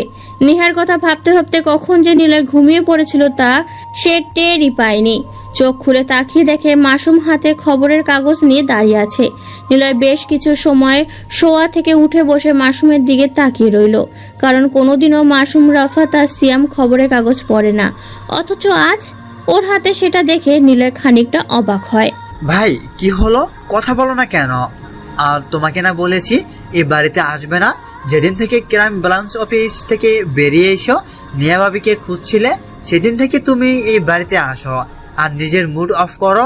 আমি জানি এখানে নিয়া ভাবির সাথে কাটানোর সময়গুলো তোমাকে ভাবায়, কিন্তু কেন তুমি ভাববে? সে তো বেইমানি করলো, তাই না? তোমাকে ধরার জন্য তো সে এত কিছু করেছে, আর তার জন্য তুমি কেন সবসময় মন মরা হয়ে থাকবে? মাসুমের দিকে নিলয় তাকিয়ে মুচকি হাসে। এত কথা মাসুম এর আগে কোনোদিনও নিলয়ের সামনে বলেনি, কারণ মাসুম যতটা নিলয়কে ভয় পায় তার থেকে অনেক বেশি ভালোবেসে সম্মান করে। এর কারণেই নিলয়ের সামনে মাসুম নয়, রাফাত ও সিয়ামও কোনো কথা বলতো না, খুব দরকার ছাড়া। নিলয় বলে, তুই বুঝবি না রে, বাদ দে। তোর হাতে পত্রিকা কেন? চাকরি পেলি নাকি? দূর, কি যে বলো না, রাফিয়ানদের আবার চাকরি? অবশ্য তোমার ভয় দেখিয়ে যে কোনো জায়গায় চাকরি পাওয়াটা জাস্ট 2 মিনিটের ব্যাপার। আর যদি আশিফের লোকজন জানে আমি তোমার ভাই, তাহলে ওর চেয়ারে ছেড়ে দিয়ে বসতে দেবে। এত কথা বলিস কেন? যা বললাম তার উত্তর দে। ও হ্যাঁ ভাইয়া, দেখো। মাসুম নিলয়ের দিকে পত্রিকাটা বাড়িয়ে দেয়। সেখানে বাংলাদেশের প্রতিদিন পত্রিকাতে বড় বড় করে লেখা, উঠতি নেতা অপমৃত্যু। নিলয় পত্রিকাতে ছাপানো ছবিটার দিকে হাঁ হয়ে তাকিয়ে থাকে। ছবিটা আরিফের, কিন্তু নিলয় সবচাইতে অবাক হয় আরিফের লাশের পাশে মাটিতে একটি চিহ্ন দেখে। সেটা স্পর্শ না হলেও নিলয় চিহ্নটি বেশ ভালো করেই চিনে ফেলেছে, কারণ মাটিতে আঁকা চিত্রটি নিলয়ের পরা মাস্কের ছবি। নিলয় খানিকটা অবাক চোখে তাকিয়ে থাকে সেই দিকে। কি বলবে সে খুঁজে পাচ্ছে না, কেবল একটাই প্রশ্ন ওর মনে এসে বাসা বাঁধছে। রাকিবকে ছাড়া নিলয় আর কোনো ক্রাইমে জড়ায়নি, তাহলে কে হতে পারে যে কিনা ঠিক নিলয়ের মতো এমন করে খুন করেছে? নাফিস, তারপর আরিফ। আসল কথা হলো নিলয়ের সাথে যাদের ঝামেলা বাঁধছে তাদেরকেই খুন করা হচ্ছে। কিন্তু কে সে? কে হবে? নিলয় প্রশ্নগুলো বিড়বিড় করে করতে লাগলো নিজের কাছেই। ঠিক এই সময় ফোনটা বেজে ওঠে নিলয়ের। পকেট থেকে বের করে দেখে রফিক ভাইয়ার নাম্বার। তাড়াতাড়ি রিসিভ করে বলে, নিলয়, কেন করছো এসব? আরিফকে মারা তোমার উচিত হয়নি, ও আমারই লোক ছিল। ভাই, ওকে আমি মারিনি। কি বলছো এসব? তাহলে কে মারছে? জানি না ভাই। আচ্ছা, সাবধানে থাকো। নিলয় ফোন কেটে দেয়, বসা থেকে উঠে দাঁড়ায়। মাসুমের দিকে তাকিয়ে নিলয় বলে, আমাদের মধ্যে কেউ এটা করেছে। না ভাইয়া, খোঁজ নিয়েছি, এটা সে নতুন রাফিয়ানের কাজ হবে। কিন্তু আমি ছাড়া এমন কি আছে? এত সাহস কোথা থেকে পাচ্ছে? ভালো লাগছে না ভাইয়া, ছিল নীলাদ্রিরই রহস্য হয়ে গেল আরেকজন কেউ। কি থেকে যে কি হচ্ছে। আচ্ছা, আমি দেখছি। ভার্সিটিতে যেতে হবে। কেন? নীলাদ্রিকে তো আমরা জানি, তাহলে চলো তুলে আনি। না, এইমাত্র ওই আছে, আমাকে নেহার কাছে পৌঁছে দেবে। তোরা খোঁজ নে কে এই নতুন রাফিয়ান, আর আমি খোঁজ নেই নেহাকে। ও সেদিন কেন নীলাদ্রির প্রমাণগুলো দেয়নি? নেহা কে সেটা? নিলয় কাঁধে ব্যাগ ঝুলিয়ে ভার্সিটিতে প্রবেশ করে। কিছু দূর আসার পর নিলয় শুনতে পায় কেউ তাকে ডাকছে। ওই মিস্টার আবির। নিলয় সেই দিকে ঘুরে তাকায়, দেখে নিশি তাকে ইশারা করে ডাকছে। নিলয় ধীর পায়ে এগিয়ে যায়, মাথাটা নিচু করে দাঁড়ায় নিশির সামনে। কেমন আছো আবির? ভালো। গুড। আমাকে যে টিচ করতো সে মারা গেছে, জানো এটা? না তো, তোমার ভাইয়া হয়তো এমন করেছে। কি আর করবে উনি? ঠিকই করেছে। কেউ কি কখনো তার বোনের অসম্মান সহ্য করতে পারে? আরে গাধা, আমার ভাইয়া না, এটাকে মেরেছে একজন, কিন্তু কে মেরেছে আমি জানি। মানে? নিলয় কিছুটা অবাক হয়, কারণ নীলাদ্রি সব জানে। তাহলে কে মারতে পারে? নিলয় নিশির দিকে তাকিয়ে বলে, কে? দাঁড়াও দেখাচ্ছি। তারা কি বলো, আমাকে কি তোমার বন্ধু বানাবে? তুমি কেন আমার বন্ধু হবে? জানি না, তবে তুমি খুব ইনোসেন্ট, তোমাকে সব বলা যায়। ও ওয়েট। নিলয় মনে মনে হাসে। ঠিক এমন সুযোগ খুঁজছিল নিলয়, যাতে নীলাদ্রি খুব কাছে যেতে পারে, কিন্তু সে নিজেই নিলয়কে কাছে ডেকে নিচ্ছে। নিলয় বিড়বিড় করে বলে, কে বলেছিল নীলাদ্রি চালাক? একদমই বোকা। খেলা তো এবার শুরু হবে। নিশি পকেট থেকে ফোন বের করে, তারপর কিছুক্ষণ ফোন টেপার পর নিলয়ের দিকে তাকিয়ে বলে, আচ্ছা, তুমি নিলয়কে চেনো? নিশির মুখে প্রশ্নটা শুনে নিলয় কেসে দেয়। নিলয় ঠিক বোকার মতো চেয়ে আছে নিশির দিকে। নিশি নিলয়ের দিকে তাকিয়ে হেসে বলে, ও, তুমি কি করে জানবে? তুমি তো নতুন এসেছো। নিলয় হলো এই শহরের টপ মাস্তান। কত পুলিশ বাহিনী ওর পিছনে পড়ে আছে, কিন্তু ওকে কেউ ধরতে পারছে না। কেন? আরে পাগল, নিলয় প্রতিটা কাজ করে অনেক ভেবে চিনতে, আসে কোনো প্রমাণ রাখে না। আচ্ছা চলো হাঁটি। নিশির নামধারী মেয়েটি আবির নামধারী নিলয়কে নিয়ে হাঁটতে থাকে। নিলয় বেশ লুকিয়ে আছে অন্যের মুখ থেকে নিজের ব্যাপারে কথাগুলো জানতে। ফুচকা খাবে? নীলাদ্রির কথা শুনে নিলয় কেমন কেসে ওঠে। ফুচকা শব্দটা শুনে নিলয়ের নেহার কথা মনে পড়ে যায়। নেহার সাথে একদিন ফুচকা খেতে বের হয়েছিল নিলয়। সেদিন ফুচকা খেতে চেয়েছিল নেহা নিজেই, কিন্তু দোকানে যেয়ে নিলয় একাই 5 প্লেট ফুচকা খেয়ে ফেলে। নেহা হাবার মতো তাকিয়ে থাকে শুধু নিলয়ের দিকে। নিলয় একবার নেহার দিকে তাকিয়ে কেবল জিজ্ঞাসা করেছিল, কি হলো, খাচ্ছ না কেন? মুচকি হেসে বলে নিলয় খাবারের দিকে তাকিয়ে থাকে। এই কি হলো, চুপ কেন? নীলাদ্রির কথায় নিলয় বাস্তবে ফিরে। সামনে তাকিয়ে দেখে কখন সে যে ফুচকার দোকানে চলে এসেছে টেরই পায়নি। নীলাদ্রি ফুচকার অর্ডার দেয়, তারপর বলে, তোমাকে তখন না নিলয়ের কথা বলেছিলাম? এই দেখো, নিলয়ের সবকিছু আমার কাছে। নীলাদ্রি ফোন বের করে নিলয়ের হাতে দেয়। নিলয় চোখ বড় বড় করে ফোনের দিকে তাকিয়ে থাকে। নিলয়ের খুন করার সবকিছু এই ফোনে আছে। নিলয় বেশ খানিকটা ঘাবড়ে যায়, কথা যেন বের হতে চাইছে না। নীলাদ্রি বলে, এই হচ্ছে নিলয়। আমি চাইলেই ওকে এখনই সর্বোচ্চ শাস্তি দিতে পারি, কিন্তু কি? না থাক, এটা তোমাকে এখন বলবো না। এটা তো নিলয় আবারও খুন করেছে। আমাকে যে টিস করেছিল আরিফকে, সে মেরে দিয়েছে। কই না তো। মানে? না মানে কিছু না। নিলয় একটু হলেও বলে ফেলেছিল সব, কিন্তু সে থেমে যায়। নীলাদ্রির দিকে তাকিয়ে নিলয় বলে, আরিফকে তো নিলয়কে মারতে দেখলাম না। আচ্ছা দাঁড়াও। নীলাদ্রি আর একটা ফুটেজ নিলয়কে দেখায়। সেখানে নিলয় স্পষ্ট দেখতে পায় নিলয়ের মতো কেউ একজন কালো পোশাক পরে মুখে মাস্ক পরে খুনটা করছে। নিলয় কিছু সময় বোবার মুখে তাকিয়ে থাকে ফোনের দিকে, কারণ এটা নিলয় না তা সে নিজেও ভালো করে জানে। কিন্তু কে সে যে কিনা হুবহু নিলয়ের মতো করে এসব করে বেড়াচ্ছে? তাহলে দেখছো সে আবার খুন করেছে, হুম, কিন্তু আমিও দেখতে চাই সে কতদূর এগিয়ে যেতে পারে। কেন? তুমি তো পুলিশকে সব বলে দিলেই পারো। না, বলবো না। আমি চাই সে নিজের এসব পথ ছেড়ে দিক। কিন্তু কেন? কারণটা তোমাকে এখন বলা যাবে না। আরেকটা কথা, তোমাকে দেখতে মাঝে মাঝে একদম নিলয়ের মতো লাগে। তুমি আর নিলয়ের মধ্যে পার্থক্য কি জানো? ও ভয়ঙ্কর আর তুমি ইনোসেন্ট দেখতে। ও। নিলয় চলে আসে। নিলয় এখন কি করবে বুঝতে পারছে না। চারদিকে কেমন যেন সব অন্যরকম লাগতে শুরু করেছে। সবকিছু থাকতেও কেমন যেন শূন্য, কেবল নেই। আচ্ছা, নেহা কি আমাকে সত্যি ভালোবাসে? আমি কি তাকে দোষারোপ করব? চাইলে তো নেহাকে এক্ষুনি খুঁজে বের করতে পারবো, কিন্তু কেন করছি না তাকে খোঁজার চেষ্টা? আমার মনে নেহার প্রতি ভালোবাসা না অভিমান জমে আছে বুঝতে পারছি না, বাট মাঝে মাঝে নেহার শূন্যতা আমাকে বেশ ভাবায়। নিলয় কথাগুলো বলতে বলতে হাঁটতে থাকে।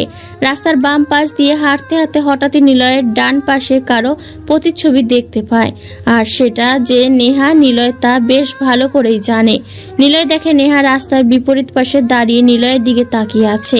নিলয় যখনই তাকায় তখনই নেহা সেখান থেকে হেঁটে যেতে থাকে। নিলয় কয়েকবার ইশারা করেনি। গাড়ি চলমান রাস্তা পার হতে নিলয়ের বেশ খানিকটা সময় লেগে যায়। যখন বিপরীত পাশে আসে নেহাকে সে আর খুঁজে পায় না।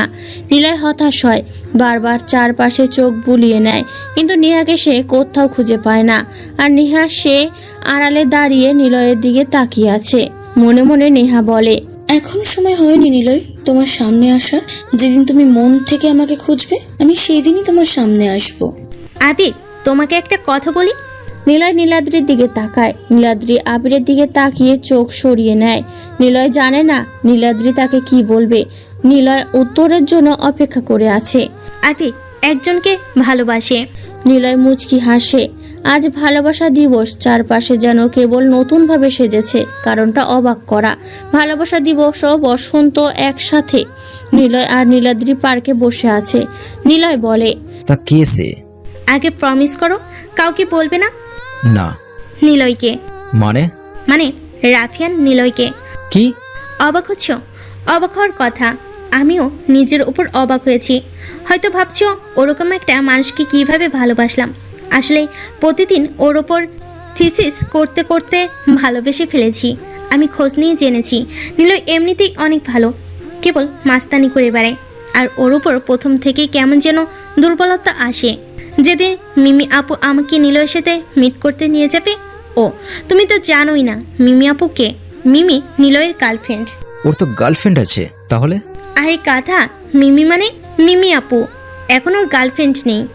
ও, তার মানে তুমি নিলয়কে ভালোবাসবে বলে মিমির সাথে ব্রেকআপ করিয়ে দিয়েছো।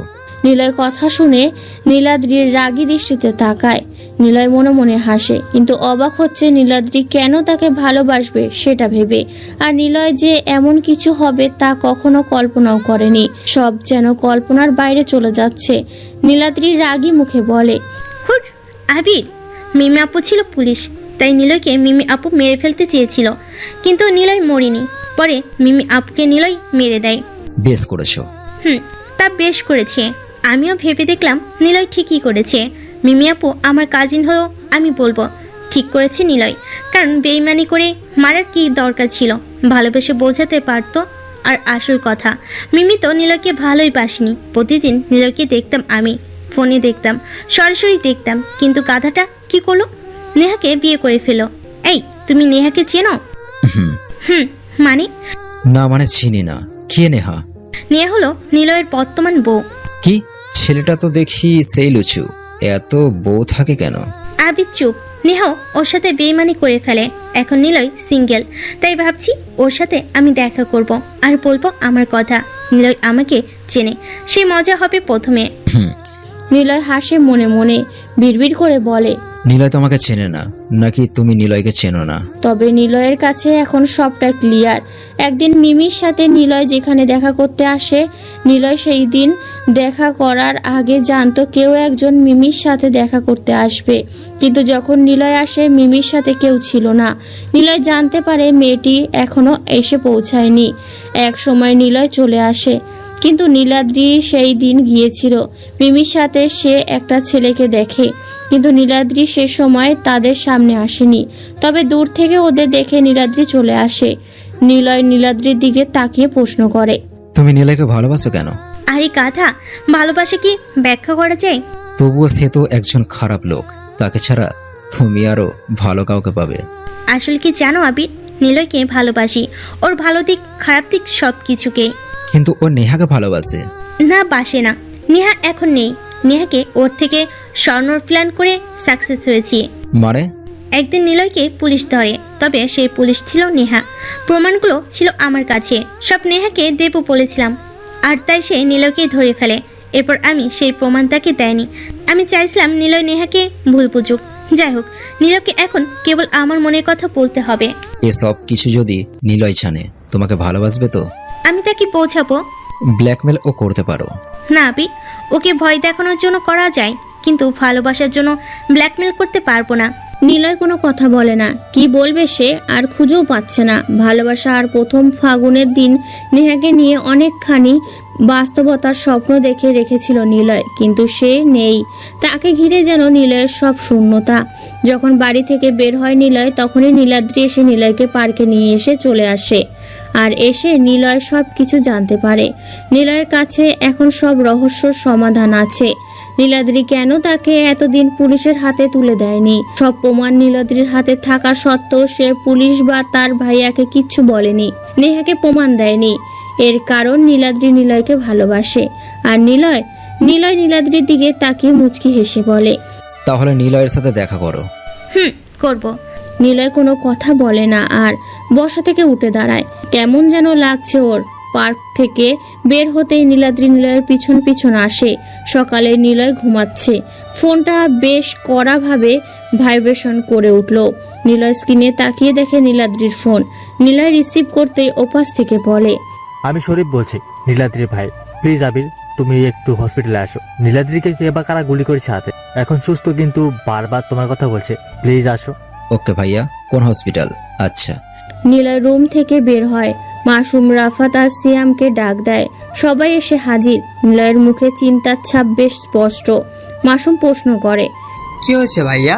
মনে হচ্ছে একটা রহস্য উদ্ঘাটন করতে পেরেছি। কি সেটা? নাফিজ আর আরিফকে যে খুন করেছে তার রহস্য। মানে সে কে আমি জেনে গিয়েছি। মানে কে কিভাবে জানলে? সেটা আপাতত এখন প্রকাশ করছি না, তবে সিওর হয়ে নিই তারপর বলবো। তবে এটা জেনেছি নীলাদ্রির কাছ থেকে, সে কেন সেদিন নীলাদ্রির ভিডিওগুলো নেহাকে কেন দেয়নি। কেন? কারণটা হলো নীলাদ্রি আমাকে ভালোবাসে। কি কি বলো? আচ্ছা থাক, আমি একটু আসছি। কোথায় যাচ্ছ? হসপিটালে। কেন? নীলাদ্রিকে দেখতে। তোরা থাক, সবটা এসেই বলবো। নিলয় বাড়ি থেকে বের হয় নতুন গেটআপে। নতুন জায়গা, নতুনভাবে সে সবার সামনে এমন পরিচিত। চোখে মোটা ফ্রেমের চশমা পরা, কাঁধে ব্যাগ ঝুলিয়ে নিলয় হসপিটালের উদ্দেশ্যে বের হয়। একসময় পৌঁছে যায় নিলয়। হসপিটালের চারপাশটা পুলিশে ছড়িয়ে ছিটিয়ে আছে। নিলয় বোকা দৃষ্টিতে সব দিকে তাকিয়ে সামনে এগিয়ে যায়। হসপিটালে প্রবেশ করতে দরজার কাছে পুলিশগুলো নিলয়কে আটকে সার্চ করার প্রস্তুতি নেয়। তখনই একজন পুলিশের ফোন বেজে ওঠে। পুলিশ ফোনটা কানে ধরতেই বলে, ওকে স্যার। আচ্ছা স্যার। তারপর ফোনটা রেখে দেয় অফিসার। নিলয়ের দিকে তাকিয়ে একটা ভদ্রতার হাসি দিয়ে বলে, ওকে আপনি যান। স্যার আপনাকে 27 নং কেবিনে যেতে বলেছে। নিলয় কোনো কথা বলে না, সোজা ভেতরে প্রবেশ করে। হসপিটালে তেমন কোনো লোক নেই বললেই চলে। ডক্টর আর অন্য লোকেদের বাদ দিয়ে প্রফেশনাল লোকেরা বেশি আছে। হাতে আর কোমরে পিস্তল, রাইফেল নিয়ে পায়চারি করছে। নিলয় সোজা দ্বিতীয় করিডোরে উঠে পড়ে। খুঁজতে খুঁজতে 27 নম্বর কেবিনের সামনে চলে আসে। কেবিনের সামনে প্রেস আর সিআইডি অফিসার দাঁড়িয়ে আছে। নিলয় কেবিনের সামনে এসে দাঁড়ায়। আরেকবার চেক করতে যাবে, তখনই শরীফ সাহেব বলে, চেক করার দরকার নেই, আমি ভিতরে আসো। নিলয় ভেতরে প্রবেশ করে। বেডের লোহার সাথে বালিশে হেলান দিয়ে আধা শোয়া হয়ে বসে আছে নীলাদ্রি। বয়স্ক একজন লোক পাশে বসে আছে চেয়ার নিয়ে। নীলাদ্রির হাত ধরে লোকটা বলছে, তুই একদম চিন্তা করিস না, আমরা সবাই আছি, খুঁজে বের করবো আমরা সবকিছু। কথাটি উনি নীলাদ্রির দিকে তাকিয়েই বলছিল, কিন্তু নীলাদ্রি তাকিয়েছিল সদ্য রুমে প্রবেশ করা মোটা ফ্রেমের চশমা চোখে দেওয়া ছেলেটার দিকে। লোকটা নীলাদ্রির দৃষ্টির খেয়াল করে পেছনে তাকায়, দেখে একটা চিকন হাবাগোবা একটা ছেলে দাঁড়িয়ে আছে। পাশেই শরীফ সাহেব দাঁড়িয়ে বললেন, বাবা, এই হলো আবির, নীলাদ্রির বন্ধু। ও, তুমি সেই আবির? আর বলো না, গুলি লাগার পর থেকে যখন জ্ঞান ফিরে তখন থেকে এই খালি আবির আবির করছে। তুমি আসছো, ভালো হয়েছে। বাবা চলো বাইরে যাই, ওরা কথা বলুক। শরীফ সাহেব নীলাদ্রির দিকে তাকিয়ে মুচকি হাসলো। তারপর তার বাবাকে নিয়ে বাইরে চলে গেলেন। বের হওয়ার আগে শরীফ সাহেব দরজাটা আটকে দিয়ে গেলেন। নিলয় কেবল বোকার মতো সবকিছু দেখতে থাকে। দাঁড়িয়ে কি থাকতে, বসবে না? ও হুম। নিলয় সেই চেয়ারটা টেনে বসে পড়ে। নীলাদ্রি নিলয়ের দিকে তাকিয়ে মুচকি একটা হাসি দেয়। নিলয়ও তার প্রতি উত্তরে হেসে দেয়। নিলয় কিছু বলতে যাবে তার আগেই নীলাদ্রি বলে, আমাকে নিলয় গুলি করেছে। মানে? না মানে নিলয়ের মতোই একজন। নিলয় সেই ড্রেস আপ, কালো মাস্ক। কেবল নিলয়ের মনে একটু মায়া থাকে, আর এই খুনিটার মনে কোনো মায়া নেই। আসলে দুটো কথা বলো, কিছু বোঝার আগেই গুলি চালালো। ভাগ্যিস সরে গিয়েছিলাম, তাই হয়তো হাতে এসে লাগে, আর সাথে সাথেই ভাইয়া চলে আসে। সে পালায় আর আমি হসপিটালে। নিলয় বেশ অবাক হয়। এরকম অবস্থাতে কেউ হাসতে পারে নিলয়ের জানা ছিল না। নিলয় কেবল কিছুটা বিরক্ত দৃষ্টিতে তাকিয়ে নীলাদ্রিকে বলে, কি কথা বলেছিল? আর কে সে? কি বলেছিল শুনতে চাও? হুম বলবো? হুম, বলো। বলেছিল নিলয় শুধু আমার, আমি যেন ওর থেকে দূরে থাকি সব সময়। নিলয় চুপ হয়ে যায়। মনে মনে নিলয় যেই সন্দেহটা করছিল ঠিক সেটাই হয়েছে, যা ভাবছিল তাই হয়েছে। খুনিটা নিলয়কে চেনে, নিলয় তা আগেই আন্দাজ করেছিল, এবং খুনিটা যে কে নিলয় আজ সকালে ঘুম থেকে উঠে আন্দাজ করেছিল। তবে নীলাদ্রির থেকে শুনে নিলয় বেশ ভালোভাবেই শিওর হয়ে নিয়েছে আসল খুনিটা কে। নিলয় আবারও কিছু বলতে যাবে, তখন নীলাদ্রি আধা শোয়া থেকে একদম সোজা হয়ে বসে পড়ে। তারপর বলে, কাছের দিকে সরে আসো। হুম। আমি জ্ঞান ফেরার পর একটা কথা বারবার ভেবেছি, আমি কিভাবে নিলয়ের থেকে দূরে থাকবো। কারণ আমি তো নিলয়কে এখনো কিছু বলিনি এই ব্যাপারে। ঠিক তখনই মাথায় আসে, আমি তো প্রায় সারাক্ষণ তোমার সাথেই থাকি, তাই না আবির? মানে নিলয় সাহেব। নিলয় বসা থেকে উঠে দাঁড়ায়, চোখ দুটো বড় করে নিলয় নীলাদ্রির দিকে তাকায়। নিলয়ের মুখের ভাব দেখে নীলাদ্রি হেসে ওঠে জোরে। নিলয় কি বলবে বা করবে খুঁজে পাচ্ছে না। নীলাদ্রি তাকে চিনে ফেলেছে, তাহলে কি সে এখানে থেকে পালাবে? না, সেটা সম্ভব না। হয়তো নীলাদ্রি বলে রেখেছে আমি আসল কালপিট। নীলাদ্রি মুচকি হেসে বলে, বসো নিলয়, আমি তোমাকে আজকে দিনের আগেও চিনতে পারিনি, যদি না ও আমাকে মারার চেষ্টা না করতো। কি পোকা, আমি তোমাকে খুঁজে পেয়েছি, অথচ তুমি আমার সাথে সবটা সময় থাকতে। অথচ আব্বু বলে আমি নাকি অনেক বুদ্ধিমতী। নিলয় কোনো কথা বলে না, কেবল কেমন যেন বেশ গম্ভীর ইতস্ত বোধ নিলয়কে আটকে ধরেছে। নিলয় এমন অবস্থায় পড়বে ভাবতেও পারেনি। নীলাদ্রির দিকে তাকায় নিলয়। নীলাদ্রি হেসে দিয়ে বলে, ভয় পাচ্ছ? ভয় পাওয়ার কিছুই নেই। তোমার বিরুদ্ধে না কোনো প্রমাণ আছে, না কোনো সাক্ষী আছে। নিলয় অবাক হয়ে তাকায়। নীলাদ্রি নামের মেয়েটা আসলে রহস্যময়ী। নিলয় তা এখন বেশ বুঝতে পেরেছে, কিন্তু নিলয়ের ঠিক প্রত্যক্ষ রূপ যেন সবকিছু একদম শান্তভাবে বলে চলেছে। নিলয় সবকিছু বলছে তার আগে নীলাদ্রি বলে, মিস্টার রাফিয়ান, তুমি লাইফে যতটা না মানুষকে অবাক করছো, তার থেকেও মানুষগুলো তোমাকে বেশি অবাক করেছে। তার মধ্যে আমিও পড়ি, তাই না? মিমি আপু তোমাকে অবাক করেছিল, আফরিন অবাক করেছিল, রাকিব ভাইয়া অবাক করেছিল, আর বড় অবাক করেছিল নেহা, তাই না? নাকি আমি তোমাকে অবাক করেছি? কোনটা? নিলয় কিছু বলে না, মাথাটা নিচু করে নেয়। শান্ত মস্তিষ্কের মানুষটা কেমন যেন চুপসে বোকা হয়ে গেছে। অনেক কিছু বলতে চেয়েও আজ নিলয় বলতে পারছে না। সবকিছু যেন গুলিয়ে যাচ্ছে তার। নিলয়কে অবাক করে দিয়ে নীলাদ্রি বলে ওঠে, তোমার বিরুদ্ধে সব প্রমাণ আমি নষ্ট করে দিয়েছি অনেক আগেই। তাহলে কি দাঁড়ালো? তোমার বিরুদ্ধে না কোনো প্রমাণ, না কোনো সাক্ষী আছে। তোমার ব্যাপারে আমার ভাইয়া বা বাবা কেউ জানে না। তুমি তাদের কাছে আবিয়ে আছো। এখন বলো, তোমার কি বলার আছে? নিলয় নীলাদ্রির দিকে অব্যক্ত চাহনি দিয়ে তাকায়। নিলয়ের মনে এখন একটা প্রশ্নই এসে ভর করেছে। তবে কি রাফিয়ান আসলে নতুন কিছুতে পড়তে চলেছে? সাদা রঙের বাড়িটির দিকে একবার তাকায় নিলয়। পুরো ঘরটা সাদা আলোতে ভরে আছে। বড় ঘরটার চারপাশে নিলয় একবার চোখ বুলিয়ে নেয়। বেশ ভিআইপি রুম একটা, অবশ্য স্পেশাল রুগীদের জন্য রুমগুলো বানানো। রুমের প্রত্যেক দিকে কোণাতে একটি সিসি ক্যামেরা লাগানো। নিলয় সেখান থেকে চোখ সরিয়ে সামনে থাকা বিছানায় বসা নীলাদ্রির দিকে তাকায়। নীলাদ্রি নিলয়ের দিকে তাকিয়ে আছে। নিলয় বলে, সব প্রমাণ কেন নষ্ট করে দিয়েছো? বোকার মতো প্রশ্ন করো না নিলয়। হুম কারণটা তুমি ভালো করে জানো। হুম আর এটাও জানো তোমার জন্যই গুলি খেয়েছি। আমার জন্য? তা নয় তো কি? নিলয় জানে তাকে গুলিটা কে করেছে, কিন্তু এখানে নিলয়ের কোনো হাত নেই। নিলয় নিজেই অবাক হয়েছে এভাবে সে এমনটা করতে পারে। নীলাদ্রি বলে, তোমার জন্য নেহা আমাকে গুলি করে নিলয়, এটা তুমি জানো, কিন্তু বিশ্বাস করতে পারছো না, তাই তো? নিলয়ের বুকটা ধপ করে ওঠে। নেহা নামটা যেন নিলয়ের বুকের মাঝখানে এসে লাগে। মস্তিষ্ক যেন নেহাকে খোঁজার ইচ্ছায় মনের মাঝে এসে জাগিয়ে দিচ্ছে। নীলাদ্রি আবারও বলে ওঠে, নাফিস আরিফকে নেহা নিজেই মারে। প্রথমে ভেবেছিলাম এটা তুমি, পরে জেনেছি এটা তুমি নাও, অন্য কেউ। কারণ নীলের কখনো মেরে মাস্কের ছবি আঁকিয়ে যেত না, আরও খুন করার পর মাস্কের ছবি এঁকে যেত।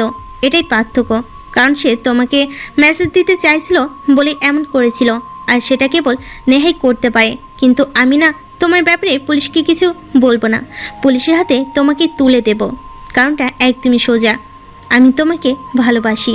নিলয় চুপ হয়ে বসে আছে। নিলয় যা ভেবেছিল একদমই তাই হলো। নেহাই সবকিছু করেছে। নেহাকে খুঁজে বের করতে হবে আমার। নিলয় মনে মনে কথাটা বলে, তারপর উঠে দাঁড়ায়। নীলাদ্রি বলে, চলে যাচ্ছ? আচ্ছা যাও, তবে নদীর পাড়ে যাবে না। নেহাকে প্রায় সহ ওখানে দেখা যায়। নিলয় কোনো কথা বলে না, কাঁধের ব্যাগটা তুলে নেয়। কেবিন থেকে বের হয়ে চোখ থেকে চশমাটা ছুঁড়ে ফেলে ফ্লোরে। তারপর পকেট থেকে ফোন বের করে মাসুম, সিয়াম আর রাফাতকে কল দেয় গাড়ি নিয়ে আসার জন্য। নিলয় ফোন পকেটে রাখতে যাবে, তখনই বেজে ওঠে সেটা। তাকিয়ে দেখে নীলাদ্রির কল। বলো। এখনই যাও, নেহা ওখানেই আছে। তবে এটা ভেবো না তোমাদেরকে আমি সাহায্য করছি। ভালোবাসা আর প্রিয় জিনিসকে কেউ কখনো ভাগ দিতে চায় না। তোমাকে ভালোবেসে আমি ঠিকই আমার করে নেব। নিলয়ের মাথাটা কেমন যেন চক্কর দিয়ে ওঠে। নীলাদ্রি নামের মেয়েটাকে নিলয় যতটা না বোকা ভেবেছিল, সে ঠিক বোকা না। নীলাদ্রি আসলেই অনেক চালাক। নিলয় রুম থেকে বের হয়ে নিলয় আর দাঁড়ায় না, সোজা বাইরে চলে আসে। হসপিটালের বাইরে বড় রাস্তায় নিলয়ের কালো রঙের গাড়িটা পার্ক করা। নিলয় বেশ জোরে হেঁটেই গাড়ির কাছে যায়। মাসুম, রাফাত আর সিয়াম গাড়ির সামনে দাঁড়িয়েছিল। নিলয় কাঁধের থেকে ব্যাগটা ছুঁড়ে ফেলে গাড়ির মধ্যে। তারপর ড্রাইভিং সিটে বসে ও সবাই গাড়িতে উঠে বসে। নিলয় গাড়ি স্টার্ট দেয়। এক টানে চলে আসে খুবই পরিচিত নদীর কাছে।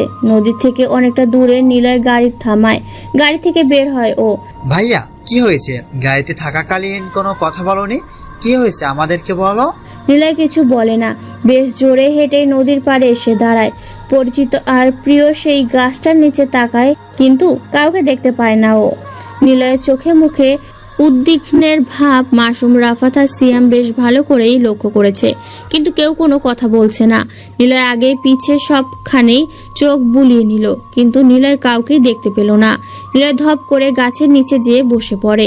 নদীর শান্ত পানির দিকে তাকিয়ে কেবল নেহার কথাই ভেবে চলেছে। ভাইয়া ওইদিকে। মাসুমের কথা শুনে নিলয় প্রথমে মাসুমের দিকে তাকায়। মাসুম আঙুলে উঁচিয়ে নিলয়কে বলে সে দিকে তাকায়। নদীর পাড়ের কাশবনের দিকে মাসুমের আঙুলটা ইশারা। নিলয় সেই দিকে তাকায়। কেউ একজন চুলগুলো খোলা রেখে উল্টো দিকে ফিরে হাতে খরগোশ নিয়ে দাঁড়িয়ে আছে। নিলয় সেই দিকে তাকিয়ে দৌড়ে কাছে যায়। নিলয় কি বলবে খুঁজে পাচ্ছে না। মেয়েটি পেছনে ঘুরে তাকায়। নিলয়ের চোখ যেন বিশ্বাস করতে পারছে না সামনে কে দাঁড়িয়ে আছে। নিলয় চোখ বড় বড় করে অজান্তেই বলে উঠল, নেহা। সামনে দাঁড়িয়ে থাকা মেয়েটি গম্ভীর দৃষ্টিতে তাকিয়ে রইল কিছু সময় নিলয়ের দিকে। তারপর কখন সে যে কান্না করে দিল মেয়েটি তা বুঝতেও পারেনি। নিলয়ের সামনে দাঁড়িয়ে থাকা মেয়েটি নেহাই। নেহা নিলয়ের দিকে তাকিয়ে দেখে নিলয় কান্না করছে। নিলয় কিছু বলতে যাবে তখন নেহা এসে নিলয়কে জড়িয়ে ধরে। নিলয় কেবল খরগোশ বাচ্চাটার দিকে তাকিয়ে রইল। ঠিক তখনই নিলয়কে অবাক করে দিয়ে বেশ বড় রকমের ঘটনা ঘটে। নেহাকে নিলয় চোখ বন্ধ করে জড়িয়ে নেয়। নেহা নিলয়ের বুকে মাথা রেখে কান্না করছে। নিলয় যখন চোখ খোলে তখন দেখে চারপাশে পুলিশ দাঁড়িয়ে আছে। নিলয় নেহাকে টান দিয়ে ছাড়িয়ে নেয়। অবাক চোখে নিলয় নেহার দিকে তাকিয়ে আছে। নিলয়ের চোখ নেহার প্রতি রাগের প্রতিচ্ছবি আবারও দেখতে পায়। নেহা চোখ নামিয়ে নেয় নিলয়ের থেকে। নিলয় কিছু বলতে যাবে তখনই নিলয় শুনতে পায়, মজার খেলা রাফিয়ান, বুদ্ধিমানদের খেলা রাফিয়ান। মাইন্ড গেম একটা। এই খেলাতে যে যত বেশি মাইন্ড গেম খেলতে পারবে সেই জিতবে। আর আমি কখনো হারতে শিখিনি, তবে এই খেলাতে আমি প্রথম আসতে চাইনি। আমাকে ইনভলভ করেছো তোমরা নিজেরাই। আর এখন এই খেলাতে তোমাদের থেকেও বেশি এগিয়ে, তাই না রাফিয়ান? নিলয় ঘুরে তাকায়। নেহাও সেই দিকে তাকায়। দুজনের চোখ অবাক হয়ে সামনে দাঁড়িয়ে থাকা মানুষটির দিকে তাকিয়ে আছে। সামনে দাঁড়িয়ে থাকা মানুষটি নীলাদ্রি, আর সেই পুলিশ এনে এমন করেছে। নিলয় প্রথমে ভেবেছিল নেহা আবারও তার সাথে এমন করেছে, কিন্তু এখন মনে হচ্ছে নেহা নয়, সবটা নীলাদ্রির প্ল্যান ছিল। নীলাদ্রি বেশ জোরে হেসে ওঠে। নিলয়ের দিকে তাকিয়ে মুচকি হাসি দিয়ে ধীর পায়ে এগিয়ে আসে কাছে। নিলয়ের চারদিকে একবার ঘুরতে ঘুরতে বলে, তুমি জীবনে অনেক অবাক হয়েছো, তাই না? আসলে তোমার মাস্তানির থেকে অবাক হওয়ার বিষয়টা অনেক বেশি। চারপাশে দেখো, পুলিশ পিস্তল তাক করে দাঁড়িয়ে আছে। তুমি চাইলে স্নাইপার ব্যবহার করে কিছু করতে পারবে না। আরে আরে, ওয়েট। নীলাদ্রি নিজের কথা বলে নিজেই থামে। নেহা আর নিলয় কেবল হাবার মতো তাকিয়ে থাকে নীলাদ্রির দিকে। নীলাদ্রি কথা থামিয়ে নিলয়ের হাত ধরে বলে, অফিসার, অ্যারেস্ট হার। নিলয় অবাক হয়ে যায়। নীলাদ্রির দিকে তাকায় নিলয়। নেহা তাকায় নিলয়ের দিকে। নীলাদ্রি হাসে। নিলয় কখনোই ভাবতে পারেনি এমন হবে। পুলিশ নেহার দিকে এগিয়ে আসতেই নিলয় বলে ওঠে, নীলাদ্রি, এসব কি হচ্ছে? কেউ ওর হাতে হাত করা পরাতে পারবে না। কি করেছে ও? Sorry mister Niloy. আরিফ, নাফিজকে আর আমাকে খুনের চেষ্টা করার অপরাধে ওকে গ্রেপ্তার করা হচ্ছে। প্রমাণার সাক্ষী সবই আছে, মিস নেহা। নেহা নিলয়ের দিকে তাকায়।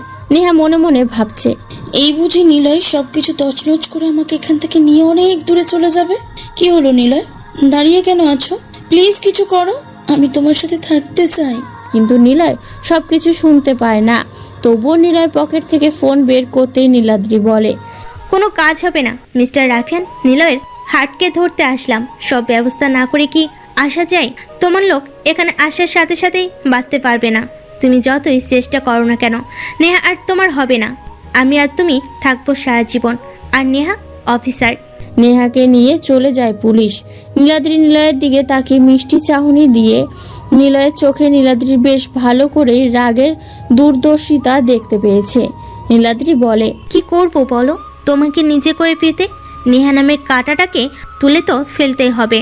বেচার নেহা তোমার জন্যই খুনগুলো করলো। ও চেয়েছিল তোমার মতো হতে, যাতে তোমার আর ওর মাঝে কোনো তফাৎ না থাকে। সে চেয়েছিল হয় দুজনে বাঁচবে একসাথে, না হয় দুজনকেই জেলে যেয়ে একসাথে থাকবে। কিন্তু আমি থাকতে তো সেটা হবে না। আসি, আগামী 3 দিন পর ওকে কোর্টে চালান করে দিয়ে সব সমস্যা শেষ করে দেব। এরপর তুমি শুধুই আমার। নীলাদ্রি কথাগুলো বলে চলে যায়। নেহাকে নিয়ে যখন গাড়িতে ওঠাতে যাবে, নেহা পেছনে ফিরে তাকায়। নিলয় সেই দিকে তাকিয়ে আছে। নেহার চোখের দিকে চোখ যায় নিলয়ের। দূর থেকে নিলয় নেহার চোখে ভালোবাসার অশ্রু খেয়াল করেছে। নেহাকে নিয়ে চলে যায় ওরা। নিলয় হাঁটু মুড়ে বসে পড়ে কাশ ফুলের বাগানে। মাসুম, রাফাত আর সিয়াম দৌড়ে আসতে থাকে। নিলয় জোরে চিৎকার দিয়ে ওঠে। নিলয়ের চিৎকার শুনে পাখিরাও যেন ছুটে পালাতে থাকে। মাসুম এসে কয়েকবার নিলয়কে ডাকে, কিন্তু নিলয়ের সেদিকে কোনো খেয়াল নেই। নিলয় চিৎকার করে কাঁদতে থাকে। আজ রাতে নেহাকে নিয়ে কোর্টে যাবে নীলাদ্রি ও তার ভাই শরীফ চৌধুরী। নীলাদ্রি আজ সারাদিনই বেশ উত্তেজিত। নীলাদ্রির পথে আর কোনো বাধা নেই। যদি নিলয় তাকে ভালো না বাসে তবে সে নিলয়কে ব্ল্যাকমেল করবে। সবকিছু ভেবেই রেখেছে নীলাদ্রি, কেবল একটা সঠিক সময়ের ব্যাপার। আর নীলাদ্রি জানে সেই সঠিক সময়টা আজকের পর হবে। মনে মনে নীলাদ্রি বেশ খুশি। রাত 8টা বাজে। থানা থেকে কয়েকটা গাড়ি, বেশ গাধাখানিক পুলিশ বের হয়, সাথে সিআইডি টিম। মেন রাস্তায় এসে এক এক করে গাড়িগুলো, সবার সামনে নীলাদ্রি আর শরীফ চৌধুরীর গাড়ি আছে। নীলাদ্রি চাইছে শেষ অবধি নেহার চেহারাটা দেখতে কেমন হয়, তাই ছোট বোনের আবদার পূরণে শরীফ চৌধুরীও এসেছে। ওদের পেছনে সিআইডি অফিসের আর একটা গাড়ি, তারপর দুটো পুলিশ ভর্তি জিপ, তারপরে পুলিশের জিপ প্রিয়জন ফ্যানের নেহা এবং তাকে আরো পুলিশ, তারপর আরো 4টি পেছনে পুলিশ আসতে থাকে। এত পুলিশ কেন মোতায়েন করা হয়েছে পুলিশেরাও জানে না, তবে সবকিছু নীলাদ্রির নির্দেশ। মেন রাস্তায় শাসা করে গাড়িগুলো পরপর চলছে। বড় চত্বর বাজার পার করে জনাহীন জায়গায় আসে গাড়িগুলো। ফাঁকা রাস্তা, আকাশ হতে ঝিরিঝিরি করে বৃষ্টি পড়ছে। পিচ ঢালা রাস্তায় গাড়ির হলদে আলোতে বেশ কালো দেখাচ্ছে। হঠাৎ সামনের গাড়িটা ব্রেক করে থেমে যায়, শেষ সাথে পরপর পেছনের গাড়িগুলো থেমে যায়। হলদে আলোতে স্পষ্ট নীলাদ্রি দেখতে পায় কেউ একজন বড় কালো রেনকোট পরে আছে, মুখে কালো মাস্ক, মাথায় কোটের মতো টুপি পরা। ডান হাতে একটি পিস্তল বের করে রাস্তার মাঝখানে বাইক আড়াআড়ি রেখে বসে আছে, মাথাটা নিচু করে বৃষ্টিতে ভিজছে যেন। শরীফ সাহেব জোরের হর্ন বাজাতে থাকে কয়েকবার, কিন্তু কালো আগন্তুকের কোনো খেয়াল নেই। মাথা নিচু করে এক পা মেলে বাইকের সাথে হেলান দিয়ে পিচ ঢালা রাস্তায় বসে আছে। ডান পা মুড়ে বসে আছে, হাতে পিস্তল নিয়ে অস্থিরভাবে বসে আছে আগন্তুক। শরীফ সাহেব পকেট থেকে ফোন বের করে কল দিয়ে কোনো এক পুলিশ অফিসারকে বলে, দেখো তো নেমে কি সমস্যা, সামনে কেউ বসে আছে, তবে সাবধানে, হাতে পিস্তল আছে কিন্তু। একজন পুলিশ হাতে পিস্তল নিয়ে বেশ ধীর পায়ে এগিয়ে আসে শরীফ সাহেবের গাড়ির কাছে। শরীফ সাহেব জানালার কাঁচ খুলে বলে, সাবধানে যাও, আমরা আছি, সোজা করে ধরে নিয়ে আসবে, তারপর পাত্র আমি বের করছি। অর্ডার প্রাপ্ত পুলিশটি হলো নিলয়কে, যে একদিন চর মেরেছিল সে। শরীফ সাহেব যখনই কথাগুলো বলে জানালার কাঁচ উঠাতে যাবে, তখনই ধপ করে একটা শব্দ হয়। বৃষ্টি তখন বেশ জোরেই নামছে শুরু করেছে প্রকৃতিতে। লাল তাজা রক্তে শরীফ সাহেবের দামি গাড়ির কাছে এসে লাগে। নীলাদ্রি চমকে ওঠে, চিৎকার দিয়ে উঠে বলে, ভাইয়া প্লিজ তুমি বাইরে যেও না প্লিজ। শরীফ সাহেব গাড়ি থেকে নামে। একে একে পেছনে থাকা সব অফিসাররাও গাড়ি থেকে নামে। নীলাদ্রি আর থাকতে না পেরে সেও গাড়ি থেকে নেমে দৌড়ে শরীফ সাহেবের কাছে যেয়ে দাঁড়ায়। তারপর কিছু বোঝার আগেই কোথা থেকে গুলি চলতে শুরু করে দিল, আর সাথে সাথেই সব অফিসার এক এক করে মাটিতে পড়ে যেতে থাকে। কিন্তু গুলি চলার কোনো শব্দ কেউ শুনতে পাচ্ছে না। নীলাদ্রি চিৎকার করতে থাকে। কিছুক্ষণের মধ্যে সব অফিসাররা মাটিতে পড়ে যায়। কারো গুলি লাগে বুকে, কারো কপালে। দুজন মানুষ কেবল গাড়ির সাথে লেফটে দাঁড়িয়ে আছে। বৃষ্টির ফোঁটা বেশ জোরে ঘূর্ণীভূত হচ্ছে। তাজা রক্তর পিচ ঢালা কালো রাস্তার বৃষ্টির পানির সাথে মিশে একাকার হয়ে গেছে। যে দুজন মানুষ গাড়ির সাথে সেটে দাঁড়িয়ে আছে তারা হলো নীলাদ্রি আর শরীফ সাহেব। নীলাদ্রির সামনে তাকায়, এখনো সেই আগন্তুক ঠিক আগের মতো করেই বসে আছে। ডান হাতে পিস্তল নিয়ে বাম পা মেলে বাইকের সাথে হেলান দিয়ে মাথা নিচু করে রাস্তার মাটিতে বসে আছে। শরীফ সাহেব চিৎকার দিয়ে বলে, শালা কুত্তার বাচ্চা হারামি, তোর জন্য এসব কিছু হয়েছে। তুই আমাদের অফিসারদের মেরেছিস, তোকে তো আমি। কথাগুলো বলে শরীফ সাহেব কোমর থেকে পিস্তল বের করে এগিয়ে যেতে থাকে। পেছন থেকে নীলাদ্রি বারবার কান্না করে বলতে থাকে, ভাই প্লিজ যেও না, ফিরে। নীলাদ্রির কথা শেষ হয় না। নীলাদ্রির সামনে তার প্রিয় ভাইয়ের লাশ মাটিতে পড়ে যেতে থাকে। নীলাদ্রি কিছু বোঝার আগেই ওর চোখের সামনে ওর ভাইয়ের মাথায় একটা গুলি এসে লাগে, আর তিনি সেখানে লুটিয়ে পড়ে যেতে থাকে। নীলাদ্রি দৌড়ে তার ভাইকে যেয়ে ধরে ফেলে, তারপর চিৎকার করে বলে, ভাইয়া ভাইয়া ভাইয়া। না ভাইয়া, এমন হবে না, তুমি এভাবে যেতে পারো না। কি হয়েছে ভাইয়া তোমার? ভাইয়া। শরীফ সাহেব আর চোখ খোলে না। নীলাদ্রির সামনে তার ভাই মারা যায়। নীলাদ্রি যেন তখন কথা শূন্য হয়ে দিক বেদিক তাকাতে থাকে। চোখের সামনে ভাইয়ের পড়ে থাকা লাশ আর পিস্তল দেখতে পায় ও। পিস্তলটি নীলাদ্রি হাতে নেয়, তারপর জোরে হেঁটে যেতে থাকে সামনে আর বলে ওঠে, আমি জানি তুই নিলয় এমনটা করবি। আমি ভাবতেই পারিনি তোকে আজ আমি নিজ হাতেই মারবো। কথাগুলো বলেই পিস্তলের ট্রিগারে চাপতে যাবে, তখনই কেউ একজন পেছন থেকে গুলি করে আর গুলিটা এসে সোজা লাগে নীলাদ্রির বাম পাশে। নীলাদ্রি পড়ে যায়, মাথা ঘুরিয়ে তাকায় পেছনে, দেখে নেহা পিস্তল হাতে দাঁড়িয়ে আছে কিছুটা দূরেই, আর ওর পেছনে মাসুম, রাফাত আর সিয়াম, শেষ সাথে আরো কয়েকজন। নীলাদ্রি সামনে তাকায়, আগন্তুকটির মাথা তোলে, মুখ থেকে মাস্কটা খুলে ফেলে। নীলাদ্রি তাকিয়ে আছে সেই দিকেই। নিলয়ের ইনোসেন্ট মুখটা দেখে নীলাদ্রি কেমন যেন ভয় পায়। নিলয় বসা থেকে উঠে দাঁড়িয়ে গুটি গুটি পায়ে হেঁটে নীলাদ্রির দিকে এগিয়ে আসতে থাকে। নীলাদ্রি ভয়াত্মক দৃষ্টিতে তাকায়। নিলয় খুব কাছে এসে বলে, চেয়েছিলাম সবকিছু ছেড়ে দেব, রাফিয়ান জগৎ থেকে নিজেকে সম্পূর্ণভাবে বের করে নিয়ে ভিতরের নিলয়টাকে নতুনভাবে বাঁচিয়ে রাখবো, কিন্তু সেটা আর হয়নি। চাইলেও আমি তা পারছিলাম না। কোনো না কোনো সমস্যা আসছিলই, কিন্তু আজকের পর থেকে আর কোনো সমস্যা আসবে না। এই বৃষ্টি স্নাত রাতের পর থেকে শুরু হবে নতুন দিন, যেখানে সূর্য হবে নতুন সকালের অতিথি। নিলয় আর কিচ্ছু বলে না। একটা বুলেটের শব্দ বেশ জোরে শোনা যায়, তারপর সবকিছু নীরব নিস্তেজ হয়ে যায়। কেবল শোনা যেতে থাকে বৃষ্টির শব্দ। কয়েকটা গাড়ি যে যার মতো করে পথ খুঁজে নিয়ে চলে যায় তাদের গন্তব্যে, আর একটা বাইক চলতে থাকে নতুন শহরের উদ্দেশ্যে নতুনভাবে বাঁচতে, যার ড্রাইভার আছে নিলয় নামে রাফিয়ান, আর সেই রাফিয়ানকে বেশ শক্ত করে পেছন থেকে আঁকড়ে ধরে বসে আছে আরেকজন রাফিয়ান, যা ড্রাইভারের থাকা রিয়েল রাফিয়ানকে ছেড়ে যেতে পারবে না কখনোই। আর বড্ড ভালোবাসে যে তারা একে অন্যকে, তাই নতুনভাবে বাঁচার জন্য নতুন শহরের উদ্দেশ্যে রাফিয়ান জীবন ছেড়ে নতুন পরিচয়ে বাঁচার স্বাদ নিতে চলেছে দুজন। বৃষ্টি বিলাসী মুসাফির বেশে রাফিয়ান ভালোবাসা যেন এখানেই শুরু।